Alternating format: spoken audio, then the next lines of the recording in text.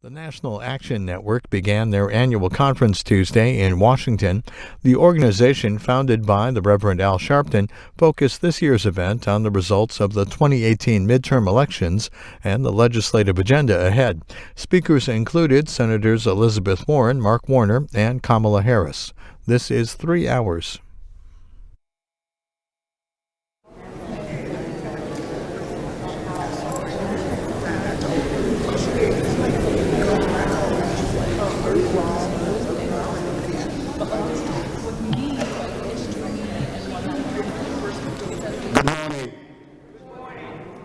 Everybody say that. Good morning. Good morning. Certainly, we want to say good morning to all of you, and thank you so much for joining us this morning at the National Action Network Legislative and Policy Conference. From demonstration to legislation. Certainly, we thank all of you for coming out. We have chapters here from all over the country. So glad to see our chapter here from Columbia, South Carolina, and our chapter from Richmond, Virginia, and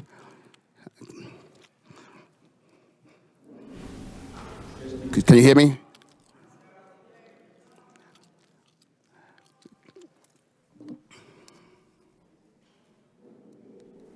Good morning. Oops.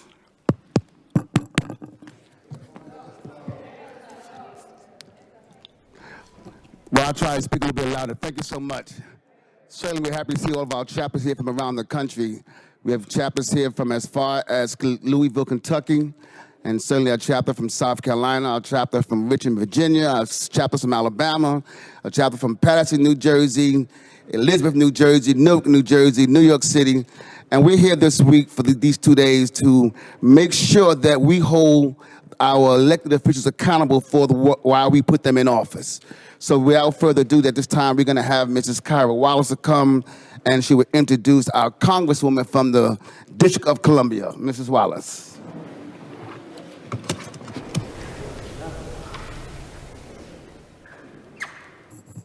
Good morning. I have the distinct honor of bringing up Congresswoman Eleanor Holmes Norton.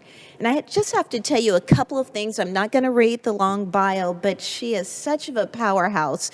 She's now in her 14th term as a Congresswoman for the District of Columbia. And there's more. Yes. And she is the ranking member of the House Subcommittee on Highways and Transit. She serves on two committees, the Committee on Oversight and Government Reform and the Committee on Transportation and Infrastructure. Just have to tell you, you wouldn't be able to tell by looking at her, but she actually was appointed by President Jimmy Carter, and she was the first woman to chair the U.S. Equal Employment Opportunity Commission. So she has been given her life doing this work. There is so much she has done for the district here. I'm just going to share a couple. Can I share a couple of the things that you've done for the district? Well, I'll let you tell the most important ones. The list is so long. So here to speak to you and welcome all of you to her district. This is the Congresswoman.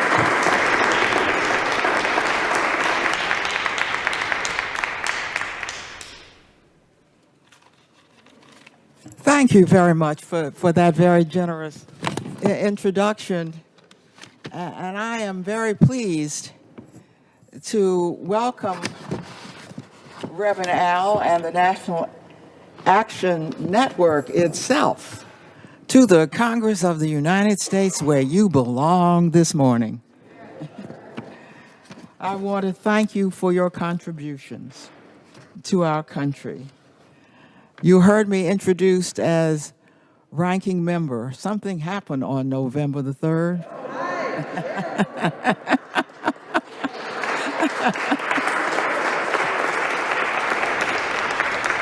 So they call you ranking when you are the lead Democrat. When you're the lead Republican, they call you chair. But we'll change all that when the Congress opens. We are still delighted, of course, to have you here today, because this is the first day that Congress is back after the elections. You are right on time, National Action Network. You are on time for members of Congress to hear your advice and your counsel and your advocacy. Now, we are not moaning and groaning that we won only one House thus far. Because as Democrats, we mean to make full use of this historic victory of Democrats taking over the House of Representatives. Democrats are preparing an agenda of the kind the National Action Network has long struggled for, led, of course, by health care and the cost of prescription drugs, which we ran on, among other issues. But before I say we ran on it, it really is the American people who have saved the Affordable Health Care Act. I have never seen anything like it. The more that Trump and the Republicans butchered it, the more the people clung to it and signed on and ultimately saved it. So that gives us a big head start.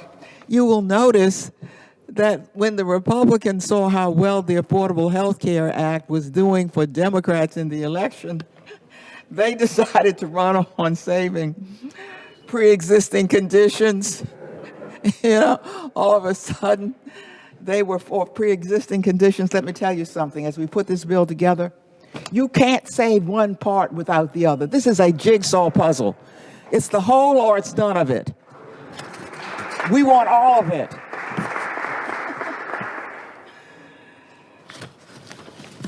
So we are ready for them. I don't think they're ready for us. A major goal of us, of course, besides restoring the American Health Care Act, is to be a check on this president to keep him from running over all of us and taking back all that has been achieved. I am very proud that you have come to the nation's capital and that I represent the 700,000 Americans who live here. The District of Columbia has more people than 2 states of the Union. And although I have always voted in committee representing the district and will have a chairmanship, the representative from the District of Columbia does not have that final vote on the House floor. So watch this. And you have chapters here. Watch this. I will, in my committee, bring forward bills to the House floor, be responsible for bringing them forward. I shall have voted on them in committee. I shall have shaped them in committee. But when these bills, which essentially have become my bills as chair, come to the House floor, everybody else in the House can vote on them except Congresswoman Eleanor Holmes Norton. Something is wrong with that National Action Network. And that is why in the District of Columbia, we are asking to become the 51st state of the United States of America.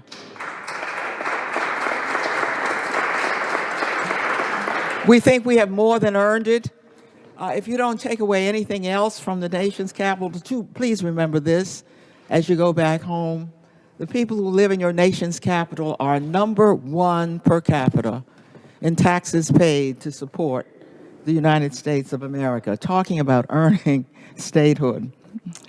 The last time the Democrats were in power, I used my background as a constitutional lawyer to point out something that any of you could have told them.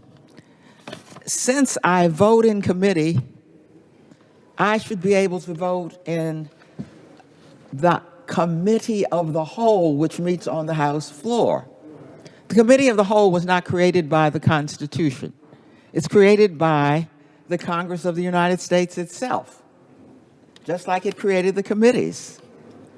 Democrats were in charge at that time. They sent it to constitutional lawyers. Constitutional lawyers agreed, yes. The delegate, as I am sometimes called, there are two titles for me, delegate and congresswoman, has always been able to vote in committee. It follows that she can vote in the Committee of the Whole you created, as you created the other committees.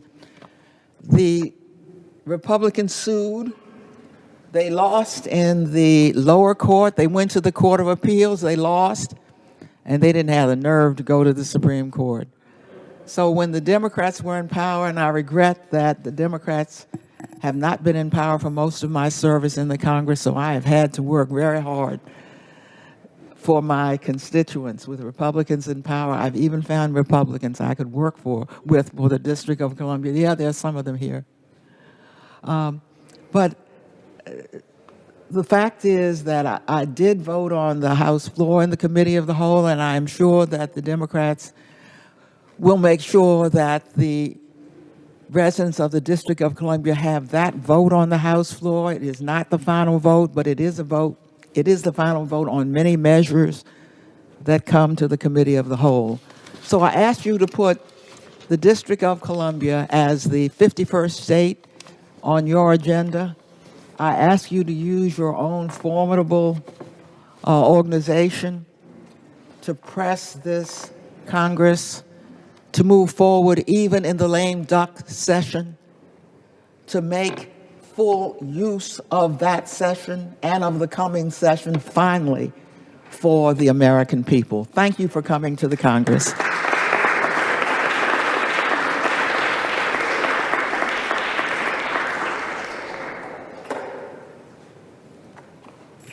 Thank you. Leave it to Reverend Sharpton to kick this off with two powerful women. And so now I have the honor of bringing up Congresswoman Terry Sewell. She is in her fourth term, representing Alabama's 7th Congressional District. She is one of the first women elected to Congress from Alabama and in her own right, and is the first Black woman to ever serve in the Alabama Congressional Delegation. She sits on the House Ways and Means Committee and the Distinguished House Permanent Select Committee on Intelligence, charged with the oversight of our national security. She is the ranking member on the subcommittee of the Department of Defense Intelligence and Overhead Architecture, and she is the key subcommittee on the House Permanent Select Committee on Intelligence. She is busy. But today we are here because we are so thankful to her work on voting rights and how she is spearheading efforts to restore the protections of the Voting Rights Act that was gutted in the Shelby versus Holder decision. So we are going to bring her up here to start this, and then immediately after, Tiffany Cross will lead the first panel.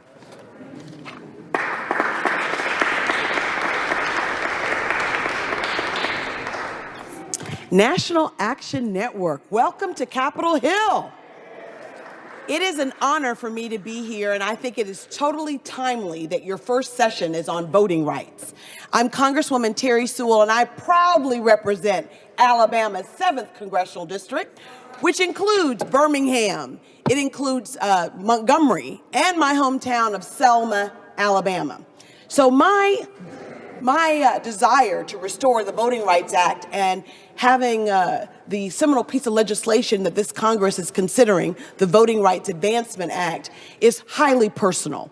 It's personal because the people in my district fought, bled, marched, and some died for the right to vote. And we're seeing a systematic effort by this administration to continue to take us backwards. I mean, we had a historic election on Tuesday. Historic in the fact that, yes, Democrats are now going to take over the House of Representatives. But it was also historic in the sense that there were lots of states that used to have to pre-clear their voter changes, that all of a sudden now they don't have to do that because of the Shelby decision. And we saw voter rolls purged in Georgia. 53,000 people. We saw in Georgia the Secretary of State running for governor. That's like having what? The player on the field and the umpire being one person. Not fair that the referee is also the player. He did not recuse himself. And I am very proud of our sister Stacey Abrams for continuing to fight to make sure that every vote in Georgia counts. Every vote must count. So I think it is timely that you all are here on Capitol Hill as we are now entering the lame duck session. It is not only timely, it is necessary. Your voice is critically important in helping to set an agenda, not only for the Democrats when we take back the House, which we have in January, but also now. Because now is when we're laying the groundwork for what matters most to our constituents. As Eleanor said, healthcare is number one. So is Social Security and Medicare and Medicaid. I sit on the House Ways and Means Committee, and I can tell you that fighting to make sure that we have COLA, a cost of living adjustment, for our Social Security recipients is important. It will be one of the things that we actually work hard on in the next Congress. But this election also taught us a couple of things.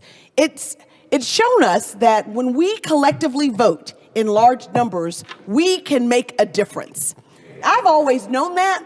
I've known that, especially when we saw that we in Alabama can elect a Democratic senator first time in 25 years. If we can do it in Alabama, we can do it across this nation. So I think it's important that we have as a part of our agenda restoring the Voting Rights Act. It's critically important that we do that. Why? Because when we vote in numbers and our vote counts, we change elections and we change our lives. Everything that we do intersects with politics. You all know that. That's why you're active in NAN. It's critically important that you all realize the power lies within you. You know, so much happens on the Hill, but really it's grassroots activism that causes the changes that we've seen in this nation. And it will be grassroots activisms by organizations like the National Action Network that will help us restore the Voting Rights Act of 1965. It is monumental that they have used voter suppression as a tactic to win elections. We've seen in this past election where they've changed polling stations and not given people notice. We've seen in this election where they've closed down polling stations. So you see long lines wrapped around. Now, if you're like, only vote from 7 a.m. to 7 p.m. on a Tuesday, and you are someone who works hard, multiple jobs, and you get to a polling station at 5:45 that closes at 7, only to find out that that's not your polling station or the lines are so long, people turn around. We have to make sure that we put the teeth back into the Voting Rights Act of 1965. If ever there's a time for us to push for legislation to restore the Voting Rights Act, it's now. And we need your help. We want you, when you're talking to your Congress folks on the Hill this week, to talk about the Voting Rights Advancement Act. That is the bill, the seminal piece of legislation that will restore the Voting Rights Act. Now remember, the Shelby decision gutted it by saying, it didn't make it unconstitutional. It told Congress, you need to come up with a modern day formula to get jurisdictions to pre-clear.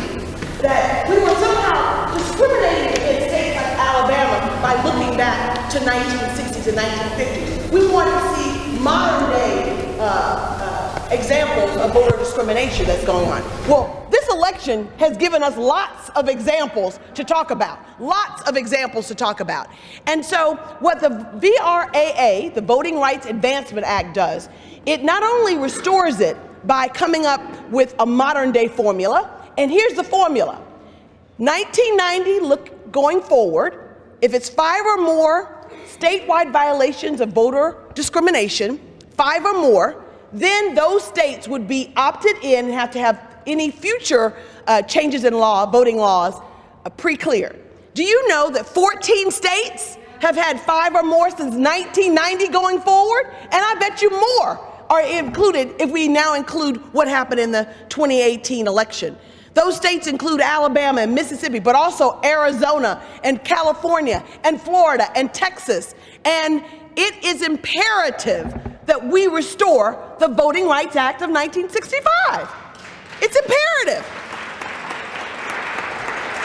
So we do a 1990 going forward look back, and we try to get in 5 or more violations of voter discrimination. Not hard, but it's important that we get some traction. Because here's what I know for a fact. Voting rights used to not be a partisan issue.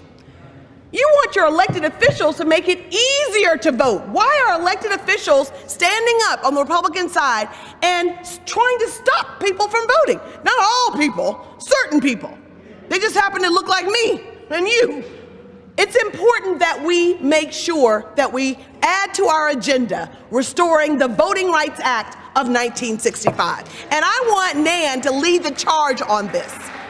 Why is it called the Advancement Act and not the Restoration Act? Because we also take care of voter discrimination on tribal lands that were not contemplated in 1965. So not only will we restore the Voting Rights Act, but this bill will also advance voting rights on areas and territories that we need. It will ensure that in communities where people speak different languages, ballots are put in those languages. That seems only fair. So the Voting Rights Advancement Act is the bill that I hope that you will add to your agenda and fight for us to restore the Voting Rights Act. Because we all know that we wouldn't have had an African-American president. Not one of us African-Americans that are a part of the CBC would be elected had we not had the Voting Rights Act of 1965. And I hope, and I know that you all will talk in your panel today about the importance of the census. That's another way we have to make sure that we're all counted, because that's how you determine what congressional districts are and how they're drawn. It is important. So I want us all to think about how we can get millennials in this fight. That's my challenge. We got to get millennials concerned about voting rights. You know, in Alabama, this past election, we saw systematically the Secretary of State disenfranchising students on historically black colleges. In Huntsville, Alabama, Oakwood, and Alabama A&M, students went to the polls to vote only to find that their names had been stricken off. Why? Because they were sent a notice month before voting, and that notice went to a mailbox on campus. Most of these students don't live on campus. They did not check that mailbox, and the Secretary of State took their names off the roll. Now, we were able in an emergency to get them back and able to do a provisional ballot, but the reality is that is another form of modern day voter suppression. Okay, so let's wake up here. No longer do we have to count how many marbles are in a jar, but we still have voter suppression happening across this nation. And as long as we do, I hope that Nan will continue to fight for voting rights all across this nation. Thank you so much for being here. Be a powerful voice, and I know you are, for all of the things that matter to us as Americans. And please make sure on your agenda is voting rights. Thank you.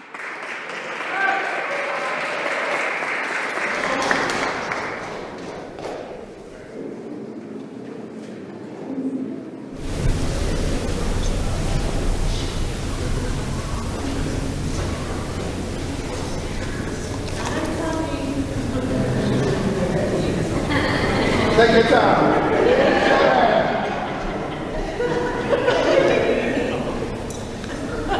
Good morning, everyone. Good morning. Wasn't that just a fabulous, fabulous way to kick off our policy conference, right? Let's give our two strong women powerhouses another big hand.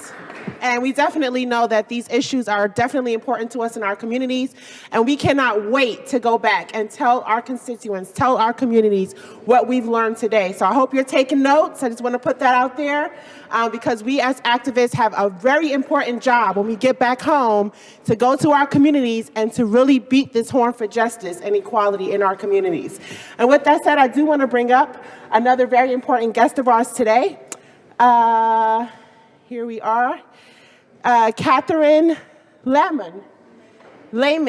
Okay, Catherine is the chair of the U.S. Commission of Civil Rights. President Barack Obama appointed her to a six-year term on the commission in December of 2016, but she also litigates civil rights cases at the National Center for Youth Law, where she has been of counsel since October 2017, and we want to bring her at this time to address our policy conference. Let's give her a great big hand. Welcome. Thank you. It's really such a pleasure and an inspiration to be in this room full of multi-generational NAN chapter leaders. I so appreciate Kyra, Ebony, Reverend Sharpton for bringing us all together and for including me in your conference.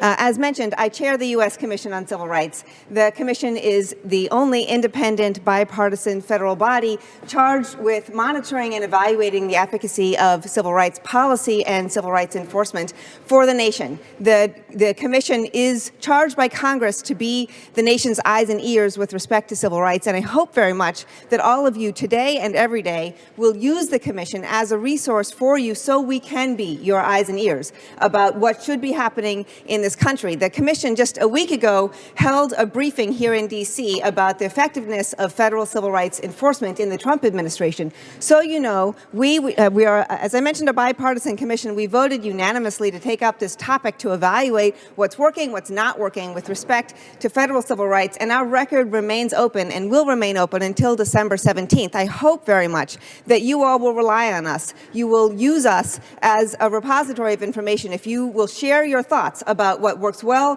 what does not work well in housing enforcement, in labor enforcement, in education civil rights policy, in police practices, in all walks of life with respect to civil rights, what you think the federal government is doing right, what you think it could be doing better. We would love to be able to have your words, have your voice in our eventual report so that we can advise Congress about what the law should be, so we can advise our federal civil rights agencies about what they should be doing, and we can make a record for what civil rights policy should be. I am very proud that the Commission has, over our 61-year life, actually influenced all of the federal civil rights laws enacted in that time, that we have been an impetus for, a cause for very important use of federal civil rights tools, and I hope that we will be able to continue in that tradition. So I hope that we can be in partnership with you, hearing your views, and that we can rely on them and follow through on them. I'm very pleased also to be able to follow Representative Sewell.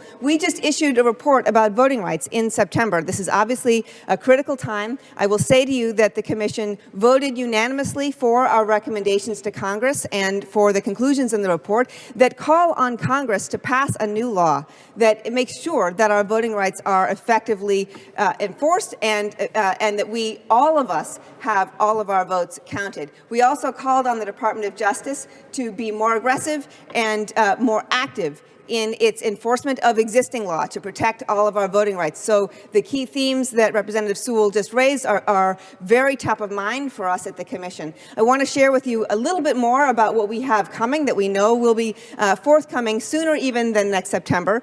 Later this week, we're going to issue a report about the civil rights implications of police use of excessive force. I know that's a topic that's very important in all of our communities. I hope that you all will keep an eye out for the report. It's coming out on Thursday. The majority of the Commission will recommend priorities for the ways that we as a country can better reduce rates of police use of excessive force, and we examine the ways that that use of excessive force from our police departments are disproportionately imposed on communities of color, LGBT communities, low-income communities, and the disability community, so that we can make recommendations to see that set of practices eradicated. We also expect in the coming month-ish to issue a report about Native American civil rights.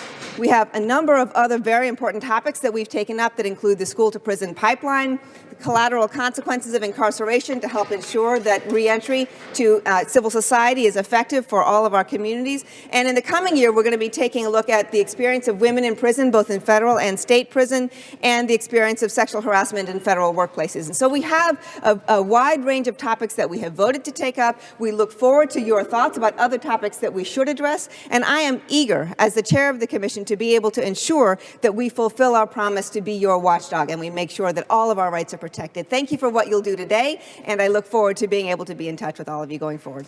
Thank you.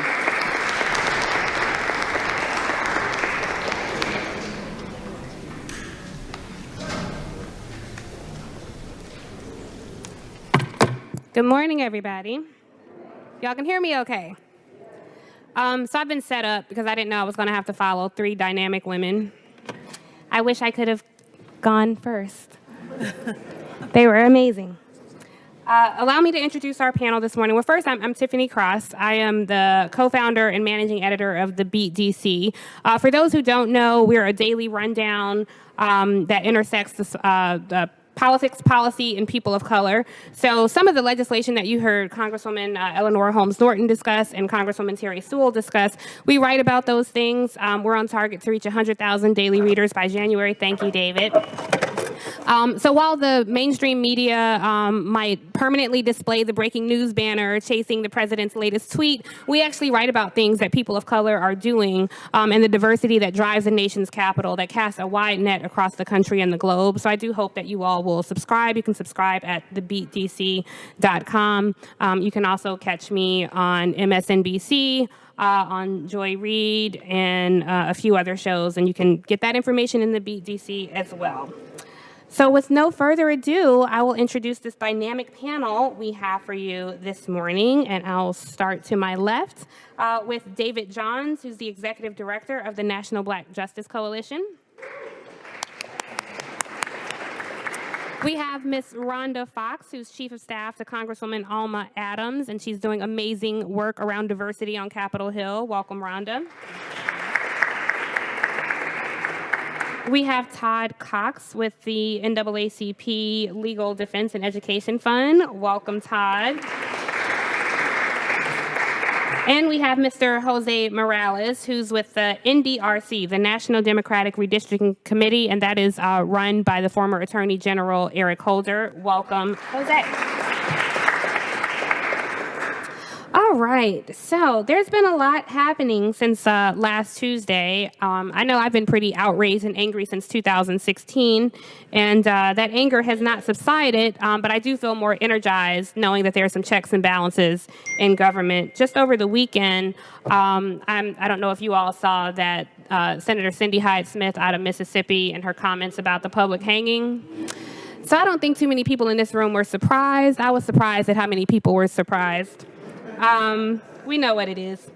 So I want to get into some of the things and issues facing us in this new Congress that we're going to be welcoming, a census that's happening in 2020, a presidential election that's happening in 2020, and a lot of the dynamics surrounding what's happening in government. So I'm going to jump right in and start. And I'm going to go actually to you, Jose, first. I have a little bit of an issue with the way that some of the mainstream outlets have characterized what happened on Tuesday. A lot of people are saying, no, it wasn't the blue wave that people expected. And I call BS. That's not true. I can say BS because Rev is not here yet. I say that's not accurate because the Democrats flipped 7 governorships. The Democrats are on track to flip, I think, almost 40 seats in the House. Some of the state legislatures that Democrats are now controlling, all these things matter. And if the Republicans are brilliant at one thing, it's at controlling the narrative. So I think we need voices to push back on that. I want to talk to you because a lot of these elections center on the electoral maps being drawn. So given that Democrats were so successful on Tuesday, what does that mean looking ahead to 2020 and how these maps are going to be drawn? That's a great question. First of all, good morning, everybody, and thank you for having me. It's great to see you. The foundation of the 2021 redistricting is now behind us. That's what the 2018 was such a pivotal year, and flipping those 7 governorships puts us already in a better position than we were in 2010 when Republicans completely ran the table. They had total control over about 213 congressional districts being drawn. That was a great way for them to racially and partisan gerrymander those maps, making it even more impossible to elect more candidates of color and just more Democrats. So flipping those 7 governor races puts a check on a legislature in their own state where they're also gerrymandered. A great example is Wisconsin. The case that went all the way up to the Supreme Court, Gill versus Whitford, came out of Wisconsin because Governor Walker allowed the legislature to cut up with Former Governor Walker.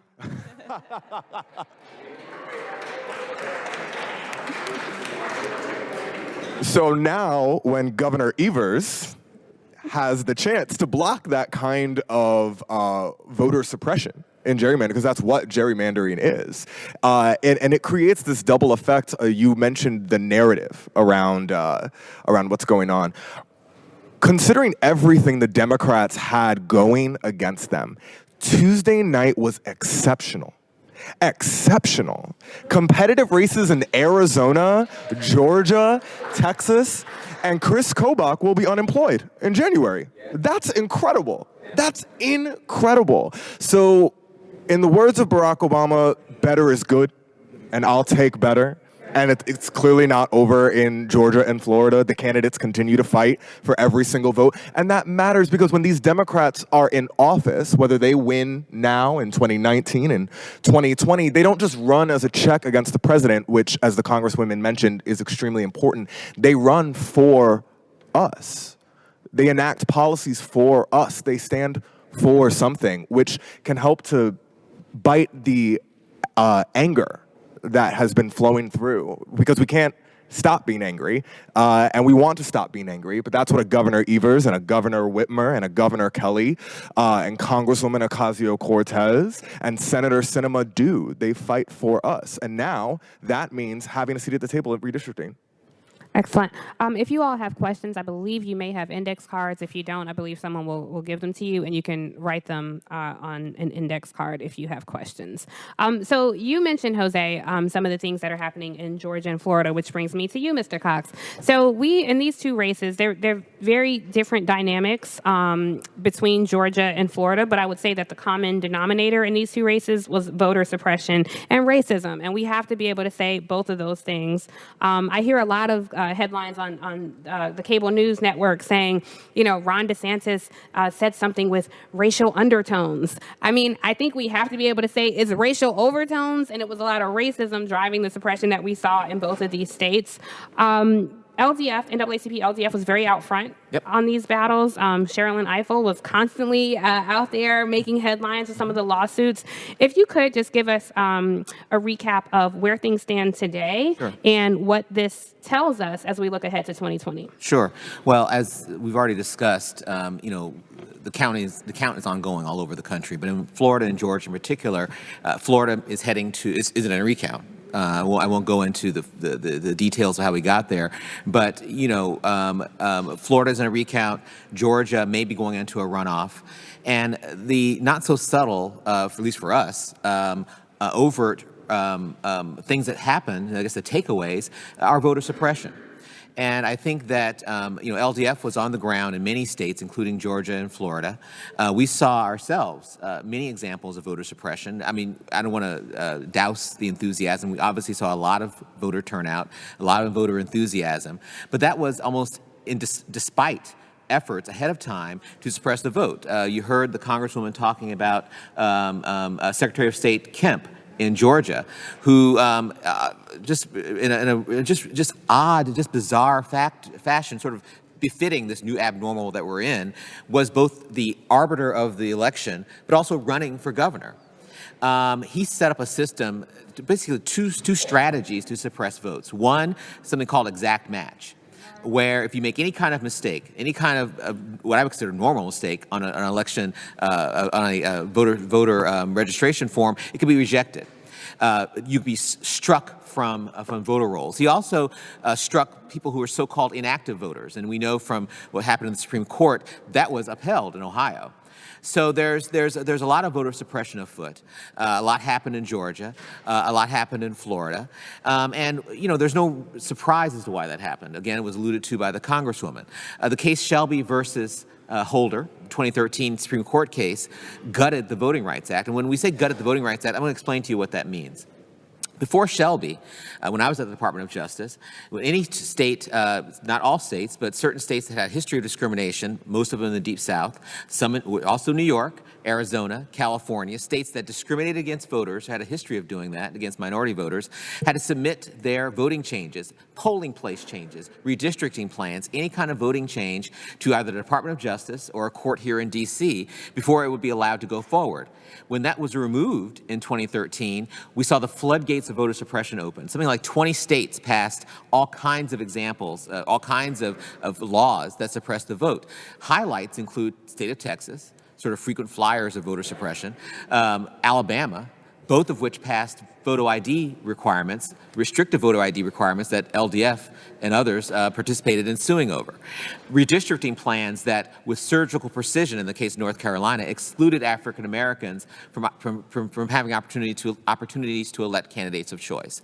So in order to sort of make sure that we don't have a replication of this in 2020, and to make sure that we actually have the outcomes that befit a democracy now, we need to do two things. First of all, make sure all votes count in Florida and Georgia and elsewhere. Make sure we don't have any more nefarious behaviors happening on the ground by elected officials to exclude particularly minority voters from having opportunity to have their ballots counted.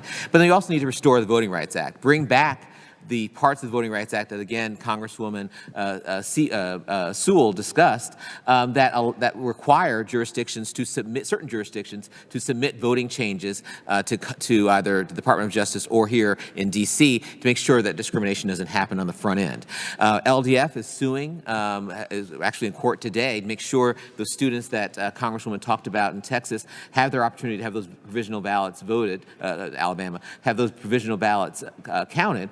But that's not sufficient. We need to be able to upfront learn about voting changes and stop them before they actually go into effect. Thank you. And I just want to come on the back end and say, when you talked about the exact match, so people understand it's not necessarily a mistake, but if I go by Tiff and my driver's license says Tiff, but I have another document that says Tiffany, then my ballot would be dismissed. That's right. And also in this millennium, 24 states have made it more difficult to vote. And of those 24 states, 13 states have instituted stricter voter ID laws. So this is an all-out attack on what happened. I won't even get into the long history that Brian Kemp had in Georgia. That's right. Now, I know we're all looking at Georgia and Florida right now, but North Dakota also had their own issues disenfranchising Native Americans.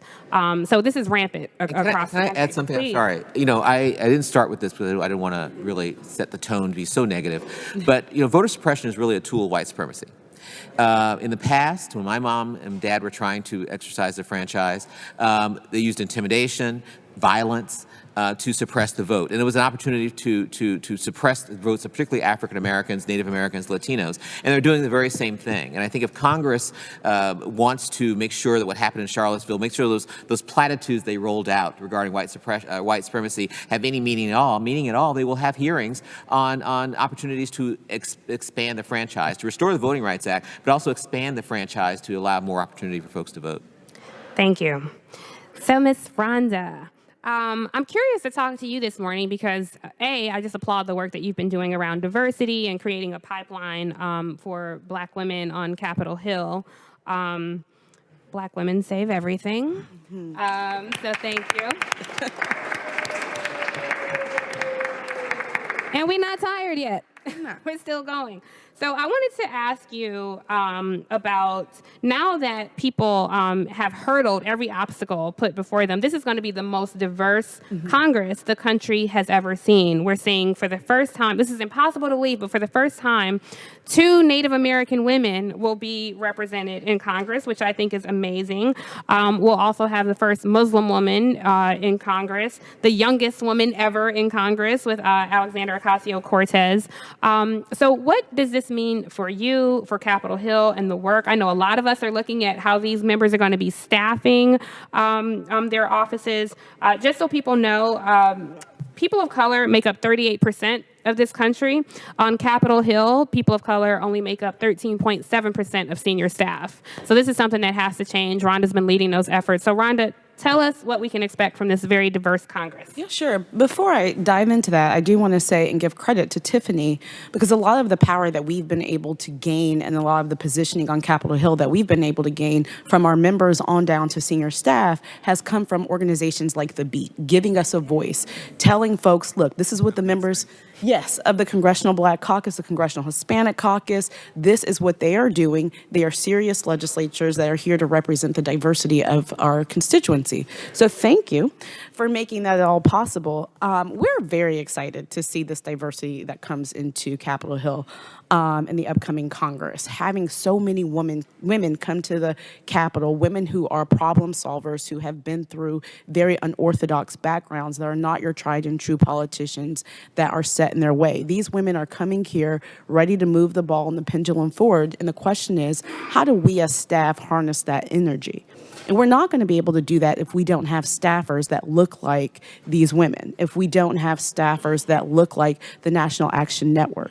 That's a big issue. We are the ones that are telling our bosses, these are the key issues to get on top of. These are the things that we should be commenting on. If we're not positioned to do that, we're not going to do it. And to put it into perspective, in the 2014 cycle, before I came on the Hill with my boss, I was out in the red to blue race in Nevada. And this was a Democratic seat. And the thing that we kept saying, this is as we're getting into the issue of police violence. And we're like, as a candidate in a tough seat, you need to talk about I'm this. sorry. They are having trouble hearing you. Sorry. You've got to be able to talk about this. But for a candidate who's not diverse, who doesn't understand that Black women don't want to hear about pocketbook issues right now, they want to hear about, how do I protect my son? How do I protect my husband as they're walking down the street? They just couldn't relate to that. And it was a lost opportunity. And what happened in 14 and 16? Complete blue demolishment. And so here in this new Congress, we're hoping that if we have the right staffers in place, we'll lean in on criminal justice reform. We've been told the first issue that we will tackle in the new Congress is the Voting Rights Act. To have Leader Pelosi come out and say that, that's powered by diverse staff like Michael Long, and a lot of those staffers that put their heart to making sure our issues are represented. So we're excited. We're happy to see the members come in, but now we're focused, especially as they're coming now, making decisions of their senior staff, that they have diverse staff. One of the things I would pivot to you all as constituents while you're in these offices. Sorry, I'm going to have to interrupt you for 1 second. We want to thank the man who made all of this possible and brought us all here, my adopted big brother, Reverend Al Sharpton.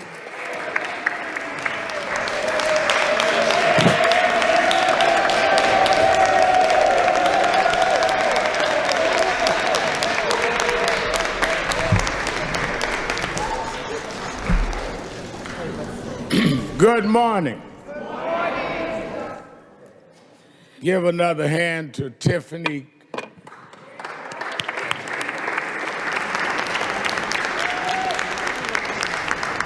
And I'm so happy to see so many of you come from around different parts of the country. This is the first gathering of activists since the midterm elections. And our determination, and we have other buses coming, our determination is that we want the senators and members of Congress to lay out where they see us going and where we go the next 100 days. Then we do committees. Then we're going to actually visit some of their offices to really find out exactly where we're going. We're going to hear from them here. We're going to question them when we visit the office. We cannot keep telling people in our community to come out and vote, and then we don't know what is the agenda and what is going to be accomplished. Voting rights, health care, particularly pre-existing conditions, criminal justice reform. Where are we on these issues and what are they going to do? The Democrats have now taken a majority in the House. Well, what is going to be the agenda. We cannot go from fighting to get a majority to who's going to be the speaker. That is not our agenda. Our agenda is who's going to get Johnny home that shouldn't be doing 40 years in jail.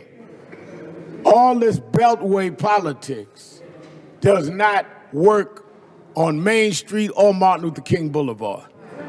So we want to hear from our senators and our Congress people on their vision. Then we want to visit them and have dialogue with them. And we want them to know, by having these amount of people from these amount of states here, lets them know we're going to be in your face. We didn't just vote and go home. We didn't go vote and go back and eat turkey. We are ready for action because we are under an administration that has declared war on us, and we want to know whose side everybody's on. Am I right? Now,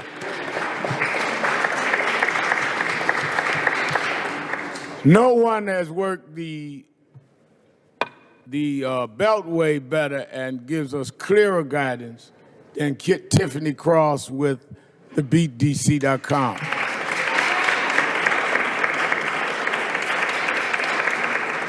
And that's why I wanted her to chair our panel. I want to thank all of our leadership, our Northeast Director, Stand-Up Reverend Steffi Bartley, and all that got buses rolled. One bus stopped, we threw everybody on the train. I got on the plane and they were delayed with weather, and I had to do my divine interception because Senator Klobuchar was waiting on me. So I went up around the pilot, did my number, and I'm here. Y'all believe that, and you'll believe that Donald Trump helped the middle class with the tax cut. One of the people that has consistently stood, and every time we asked them to come before us, came, and has been explicit and specific on fighting for progressive causes for all people, is our first guest speaker. You know her as the ranking member of the Senate Judiciary Committee. During the Kavanaugh hearings, she played a major role, and we are happy that she would come. In fact, she waited on me to get from the airport because she said it's important I address the leadership from around the country. And I want to bring on to you now from the state of Minnesota, Senator Amy Klobuchar.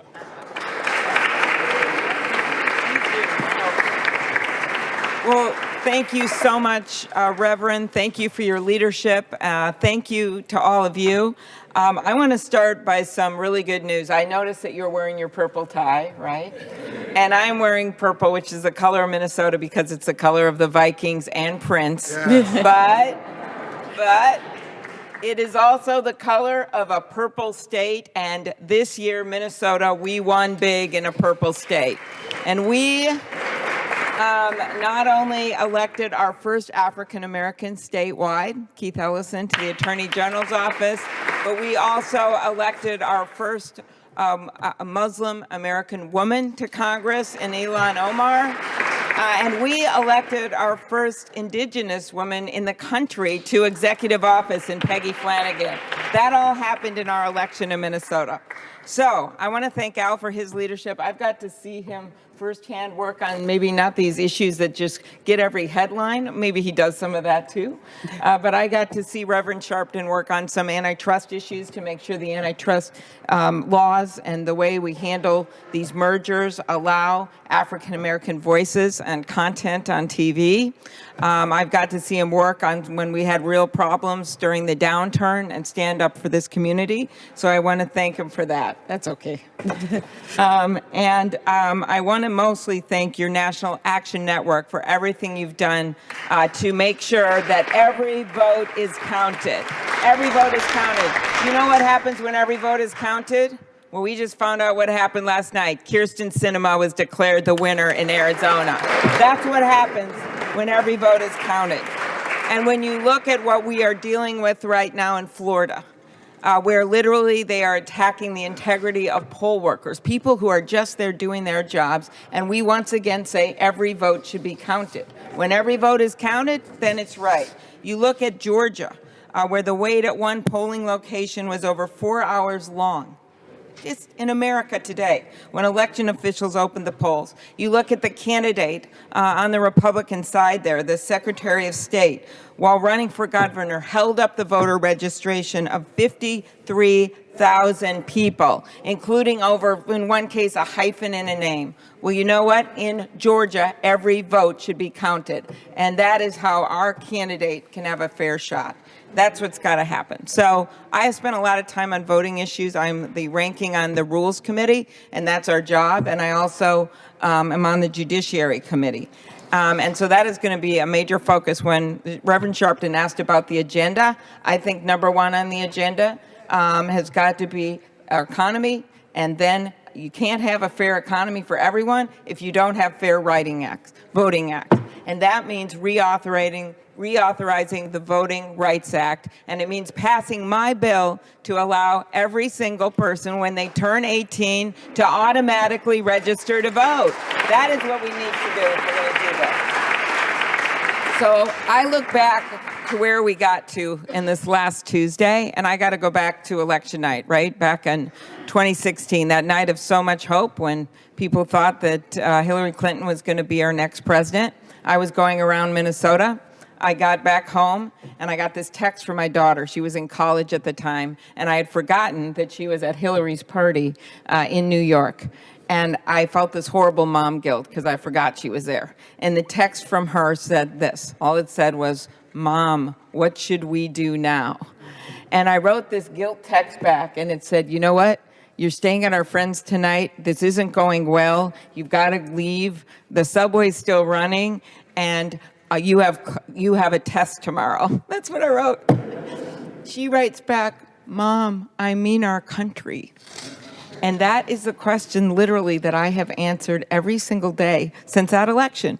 What should we do now? And when you answer it with action, you win. You think about what happened from the day, that dark day of that inauguration. The day after that, right, millions of people marched peacefully all over this country. The day after that, 4,000 women signed up to run for office. That happened. By day 10, when that mean-spirited refugee order came out, what happened? People spontaneously showed up at the airports, right? Peacefully protesting. Who does that on a Saturday night? They did that. You go to day 100, one of my favorite marches, the March for Science. My favorite sign. What do we want? Science. When do we want it? After peer review. You go forward to the summer. You go to the summer when we have this incredible fight over the Affordable Care Act, when the Fighting 48 Democrats, from Bernie Sanders all the way to Joe Manchin, stood together and said, no, we're not going to kick people off for their pre-existing conditions. We were joined by 3 brave Republicans, and guess what? We won, right? And when they kept trying to do that with that case down in Texas, right? They kept doing it every single time. We made the case and we won. So when you talk about the agenda to the members today, and I loved Al's point, you know, that this is not just about winning an election, it's what you're going to do with that, what you're going to do with that power when you get in office. Those are the questions to ask about voting rights, about pre-existing conditions, about making sure that we have a strong economic agenda for this country. And part of that's going to be including making sure that people have access to the jobs that we have. My state's got all kinds of job openings right now, but we've got to find a way to connect the kids that are graduating or the kids that are still in high school or haven't graduated with those jobs. My own sister didn't graduate from high school. She had a lot of trouble, and she ended up going down to Iowa, working manufacturing. She got a GED, and then she went on to finally, after about 5-6 years, she went to a community college down there, got a 2-year degree, and then ended up getting a 4-year degree and graduating with a degree in accounting. And that year, she got the highest score in Iowa in accounting. So my message there is that there are many, many paths to success. There isn't just one path to success. And that is the journey that we're on. You look at, we continue on into day 200, this was one of my favorite ones, day 291, since Donald Trump got into office. You know what happened that day? We won these elections all over the country, right? We won these legislative seats that no one thought that we would win. And that was really the beginning of showing that people of color, that young people, were going to start running and take back seats. On day 326, this is my best day of all, in a victory for dignity and decency. Does anyone know what happened that day? Doug Jones won the seat in the state of Alabama. That's what happened. That is the arc that we are on. And you go forward to right now, to last week, and what happened there. The U.S. House of Representatives once again became the people's house, right? More than 200 of the candidates in congressional and statewide races last Tuesday were Black, Latino, Asian, Native American, LGBTQ. More than 80 of those candidates won. That is change. That is how you take back our country. So one of my favorite things that happened here in the last year was that we finally got more women running. We're now up to 23 or 24 women in the Senate, with Kyrsten Sinema running. Just so you know, our history, in addition to not having enough people of color in Congress, we have not had nearly enough women in the history of America. There have been 2,000 men in the United States Senate and only 52 women. And I was on the Trevor Noah show a few months ago, and he said if they had a ratio like that in a nightclub, they'd have to shut it down. So that is basically what we've been dealing with through history. So as we go to work, what do we need to do? Well, the first thing I already mentioned, and that is reauthorizing the Voting Rights Act. And I hope you're going to bring that up at every office. We know we don't have Republican support for that in the Senate. It's been a big problem, but we have to raise that. Doing what we can, especially in the House, to pass bills to make it easier to vote. Same-day registration, that's something that's worked in Minnesota. I think we're once again going to have the highest voting turnout in our state of any state in the country. We're estimated to be up to 64% in a midterm election, and that is not of voters, that is of eligible people who can vote. Getting the dark money out of politics. You saw the heinous ads that we saw all over the country, and the only way we really do that is by passing a constitutional amendment to overturn Citizens United. That is voting rights, getting the money, dark money out of politics, and then making sure that we have secure elections, especially as we head into 2020. Senator Lankford is a conservative senator from Oklahoma. He and I had a bill that was pretty straightforward. It required backup paper ballots, right? And we thought we were moving forward with that bill. We had a bunch of support. We had a hearing scheduled, and then we got a gut punch from the administration. They basically said they didn't want to have that bill right before the election, right when all that stuff was happening in Florida and Georgia and all the problems that we had in allowing people to vote. So we're going to go back at that, because if we're not, the only way we're going to have a fair election in 2020 if we have a secure election. But I've always believed you can do two things at once. You can secure your democracy, and you can also have a secure economy for people. I think many times people try to pit those two issues against each other, civil rights, democracy versus the economy. And I think we have to do both of them. And one of the things this election showed us is that our candidates were running on an optimistic and economic agenda for this country where we leave no one behind. And that includes the Midwest. So as you know, in 2016, we had some real issues in the Midwest, right? Well, this time the Midwest came roaring back. Not in every state. We had some losses that were very sad for me, including my friends Claire McCaskill and Joe Donnelly. But we won big. We won back congressional seats in Iowa that no one thought we were going to have. We won and beat Scott Walker in the state of Wisconsin. We did that. Sherrod Brown won his race in Ohio. My husband is one of 6 kids and grew up in a trailer home. And they would get to go on one vacation every year in their station wagon. And their parents would drive them out there, and they would always go to, of course, they'd go get gas somewhere. And they would always try to make sure they counted each kid when the kids got back in the car, because a few times my husband, as a middle child, got left behind, right? So for me, the message of this election was we are never leaving the Midwest behind again at the gas station. And we were able to win in states that no one thought that we could win in, and win win in districts that no one thought we could win. And we did that with this economic message. And that means things like raising the minimum wage, something we haven't done since I first got to the Senate. It means doing something with affordable housing. It means making sure that no one's left behind. And if you want to have a strong economy, everyone has to participate. And what does that mean? Criminal justice reform. And thanks to your group's work and Reverend Sharpton's work and so many others across the country, we are now heading into the possibility that we will get this passed before the end of the year to reduce the federal sentences. I was a Hennepin County attorney for years in Minnesota. That was my first elected job. And we always said, you know, we want to be like a business in that we want to be more efficient, but we don't want to be like a business in a lot of ways. And that is that we don't want to see repeat customers. And the way you make sure you don't have repeat customers is that you give people the help to get them out of the criminal justice system to begin with. And that means making sure that they're employable. That means making sure they get treatment. That means making sure they have housing. And we had a lot of success with using that model in our state and in our county. But that's what we have to do. And the last thing I want to mention as you look at the agenda and what we should moving forward on is immigration reform. This is something that is within reach. Why? Because one, it's a incredibly important issue for our country. We are a country that was built on immigrants. We are a country that believes that immigrants don't diminish America, they are America. And there is an economic imperative to work on immigration reform as well. And there's also a moral imperative. One story that I heard in Minnesota a few years ago at the worst of some of the anti-immigrant rhetoric, which we saw rev up again in this campaign, was a story of a family, and they went out to dinner. And they'd been in Minnesota for a long time, and they had little kids, and they'd never experienced any kind of slur at them, anti-immigrant slur. And they were at a restaurant, and this guy comes up to them and looks at them and says, "You four go home. You go home to where you came from."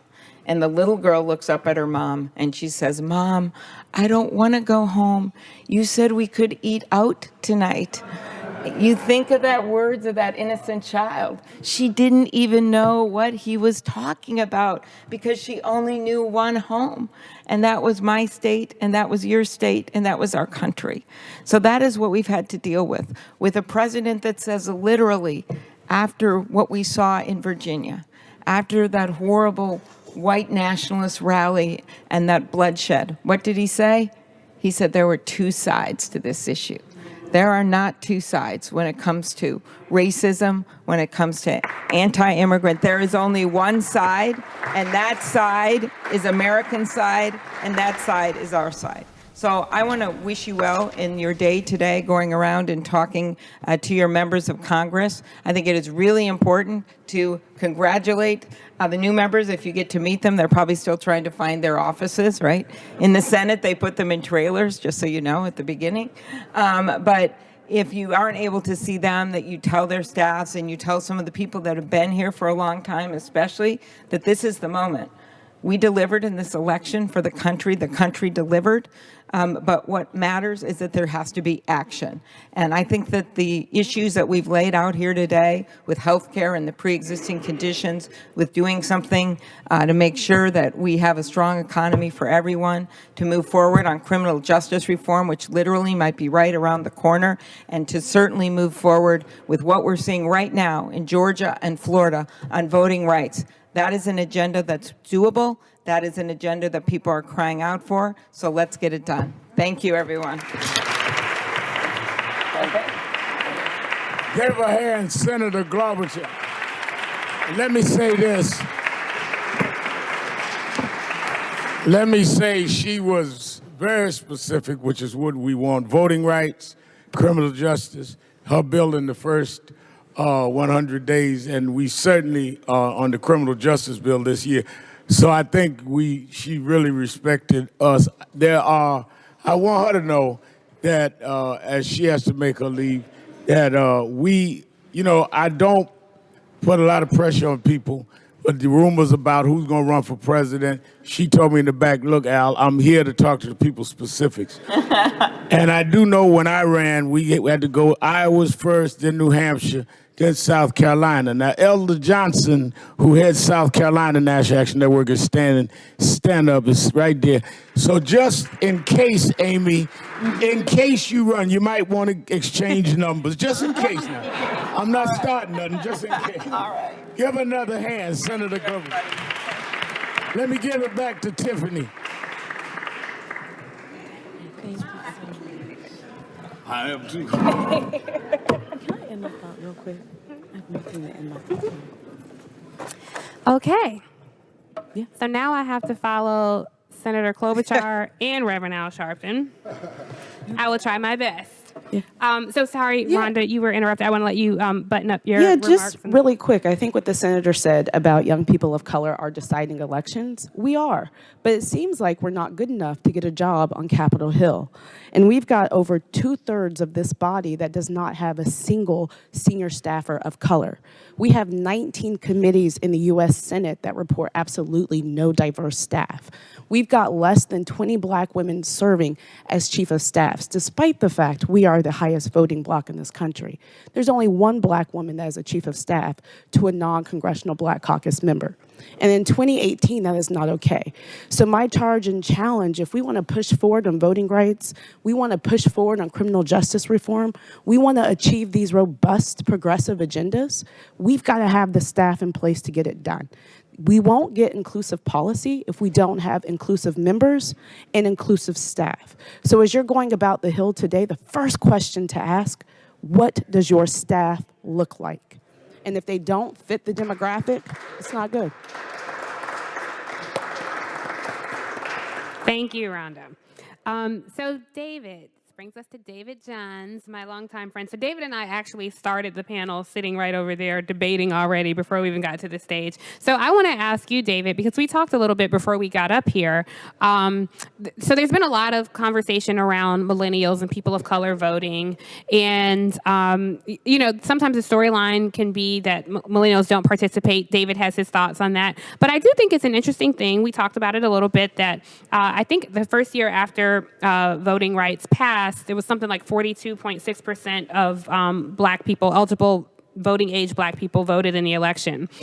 In recent history, that number has not really moved much, even though people of color are driving elections. So I just want to bring our private conversation to the public and give you a chance to share your thoughts on what you think about engaging millennials and people of color in this space, in this era of this new political climate we live in. I don't know that so much is new, right? White supremacy still exists, and anti-blackness is a thing. I won't use this. I taught kindergarten, so I use my teacher voice. Oh, the camera's telling. Is there another microphone? No, just turn on the mic. I turned it on. It wasn't working. I used my basketball voice. So I want to start by saying thank you in the spirit of Aunt Maya Angelou. I know most of y'all are going to forget most of what we say. So I want to get the most important thing out of the way, which is to say thank you, National Action Network, for always being engaged.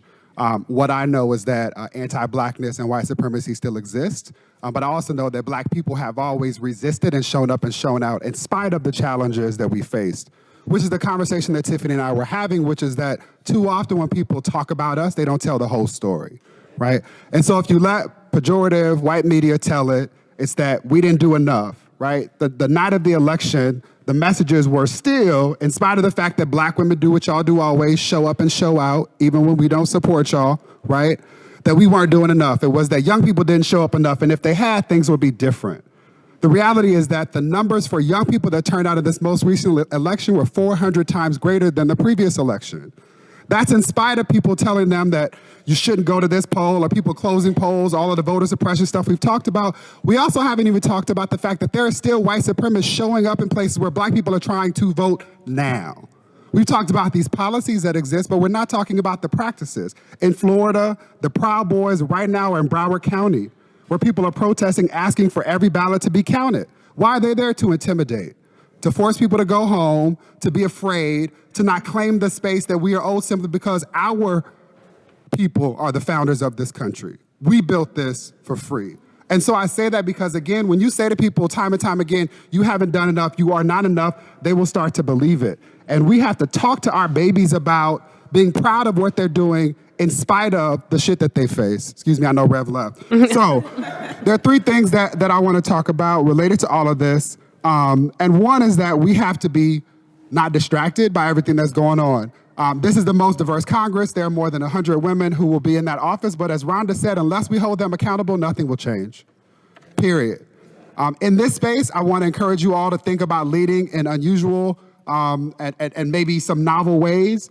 And there are two things to think about. One is that most of our power as Black people in this country is concentrated within the Democratic Party, right? We should be clear that the man that occupies the Oval Office, I'm not going to call him president because he's not my president, Barack Obama's my president. But that man took on both political parties and destroyed the Democratic Party and the Republican Party. Republicans like to act as if we don't remember that and act like they're aligned and that they're working together. But we have an opportunity now to go into these Republican offices as well to influence their agenda.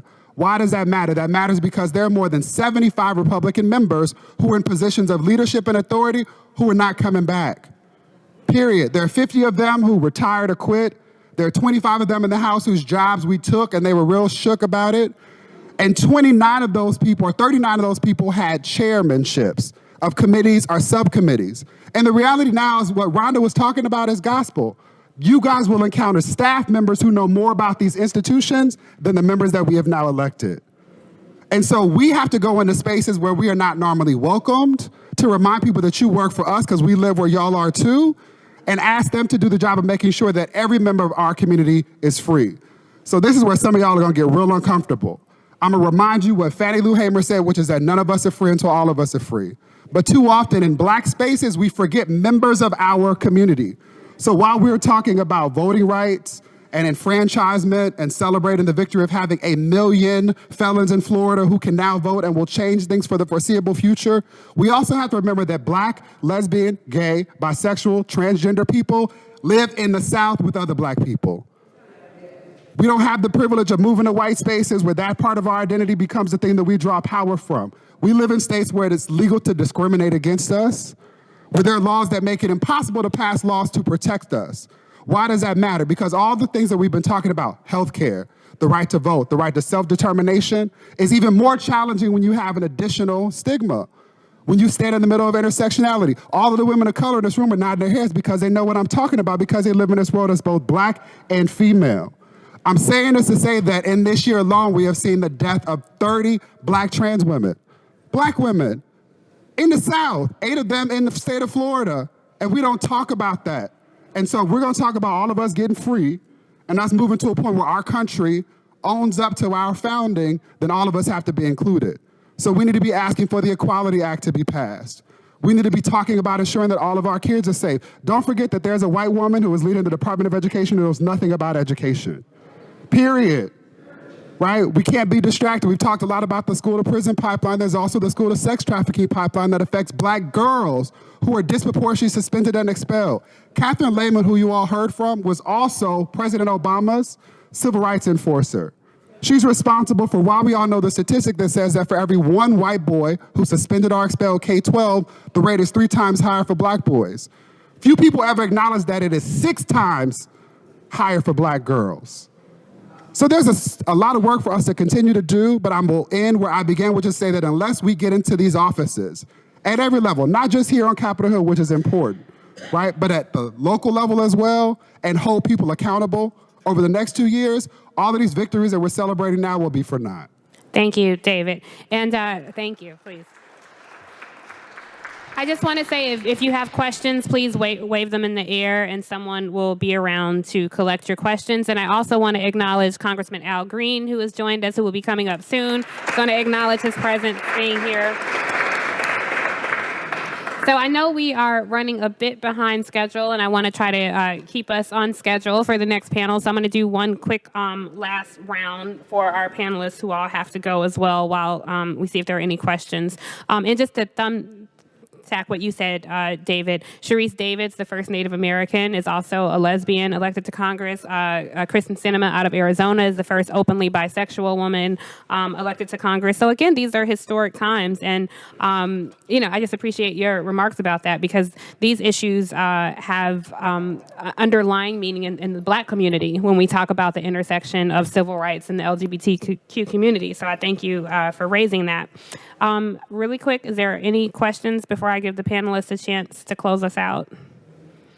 Okay, so I'm going to start back on this end, Jose, because I know you have to leave. And while we have all of these foot soldiers for justice here, I just am going to ask the panelists to share some closing thoughts on what people can do on the ground. I know I am honored to share the airwaves with Reverend Sharpton every Tuesday on Keeping It Real, and we do his show together sometimes on MSNBC as well. And a lot of people on the radio show will call in and ask, you have access to information we don't. Here's a secret. I don't. I have access to the same information. I just come and package it and share it. And I always tell people that, but they always feel like there is no bridge between them and Capitol Hill, which is really a sad thing because these people are here to serve all of us. So what are some words of advice that you can give to the people in the audience, people listening, people watching on the airwaves, on C-SPAN? What can the average person do? Well, first you can subscribe to The Beat. I read it every morning. Thank you. Good job. Secondly, less of a tactic, but more of an idea. I want you all to believe you are as great as the people in your life think you are. We have a tendency to go through what is called imposter syndrome, where we believe we are not as influential, we are not as smart, and we do not belong in certain spaces. I want to quote the next Congresswoman from Massachusetts, Ayanna Pressley, "We belong everywhere." We belong everywhere.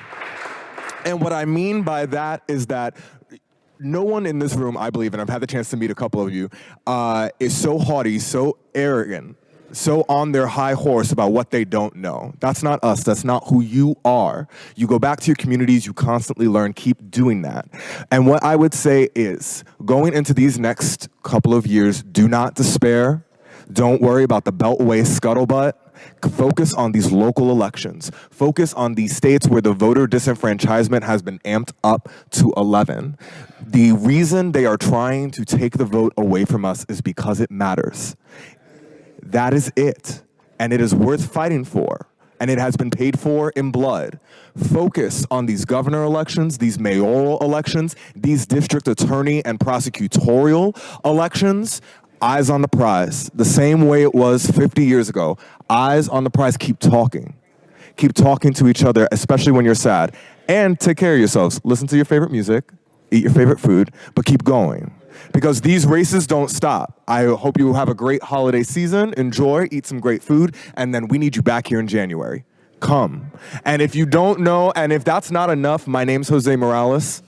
And I want to talk to you about how you can continue to get involved in the next governor elections, the next redistricting, because they don't want you to show up. They want to draw these maps in hidden rooms so that you never see the halls of your state capital. We cannot have that. You must show up in January, in April, and in November. That's it. My closing remarks really are about participation. And I agree with Jose about participating in every election. Who gets to make decisions regarding sentencing, regarding these harsh sentences that we were talking about, criminal justice reform, that's your local prosecutor. So obviously being involved in every election is critical. But I also think you need to participate in the census. We haven't talked about that. The census is sort of the bedrock data that we collect about who we are as a nation. It becomes what we use to redistrict, to reapportion, which means allocating all the representation in this country, but also the resources in this country. So I think we should go back to our communities, make sure that we're going to be participating and actively engaged with the census when they come. And also, I think finally, and this is going to hopefully not be such a downer, but make sure that we're ready for the backlash. I think we're all very celebratory now. We're all very excited now, and we should be. But I think that those who lost the election, those who feel threatened by what just happened, will be preparing legislation now, but also in the future to try to take back power. I think we need to be ready for that. I think we need to be prepared for that. And I think we need to make sure we educate our representatives and hold them accountable for that. Also, I wish you happy holidays. And also, we need to take care of ourselves. And so I wish you do that as well. Thank you. Excellent. I just want to piggyback on that the census is a really big issue. It's actually in the courts right now. Commerce Secretary Wilbur Ross misrepresented conversations he had with the DOJ to include a citizenship question.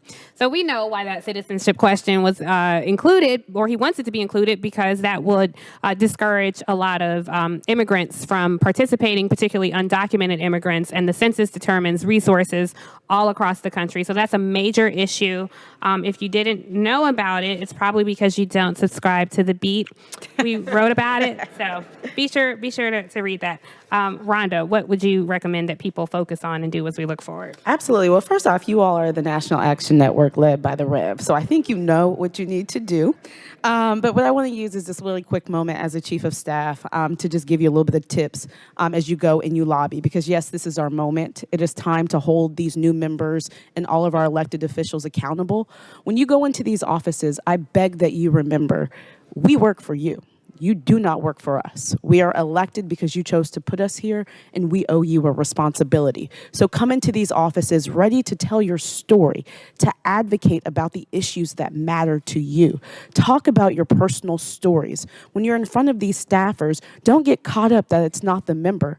As David said earlier, a lot of these staffers has been around for a long time, and they are the trusted advisor on the issues that you're talking about to that member. So utilize it as a serious moment, despite the fact you may be meeting with the legislative correspondent or legislative aide, because I assure you that person is going to make a decision. So tell your story, tell it with authenticity, relate it to the district or the state of the person that you're meeting with.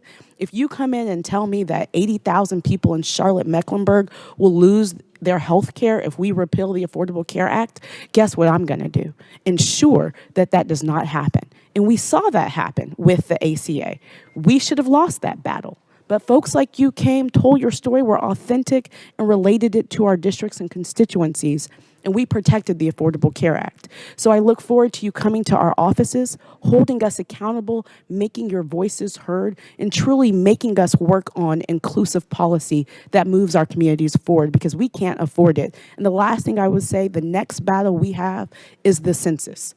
We cannot allow that to be jacked up, because that determines the money and the resources that come to our states and our districts. It determines how many elected officials we have in our various states. This is a fight worth fighting, that we have to fight, and we have to demand that Democratic members are on the front line of protecting the census.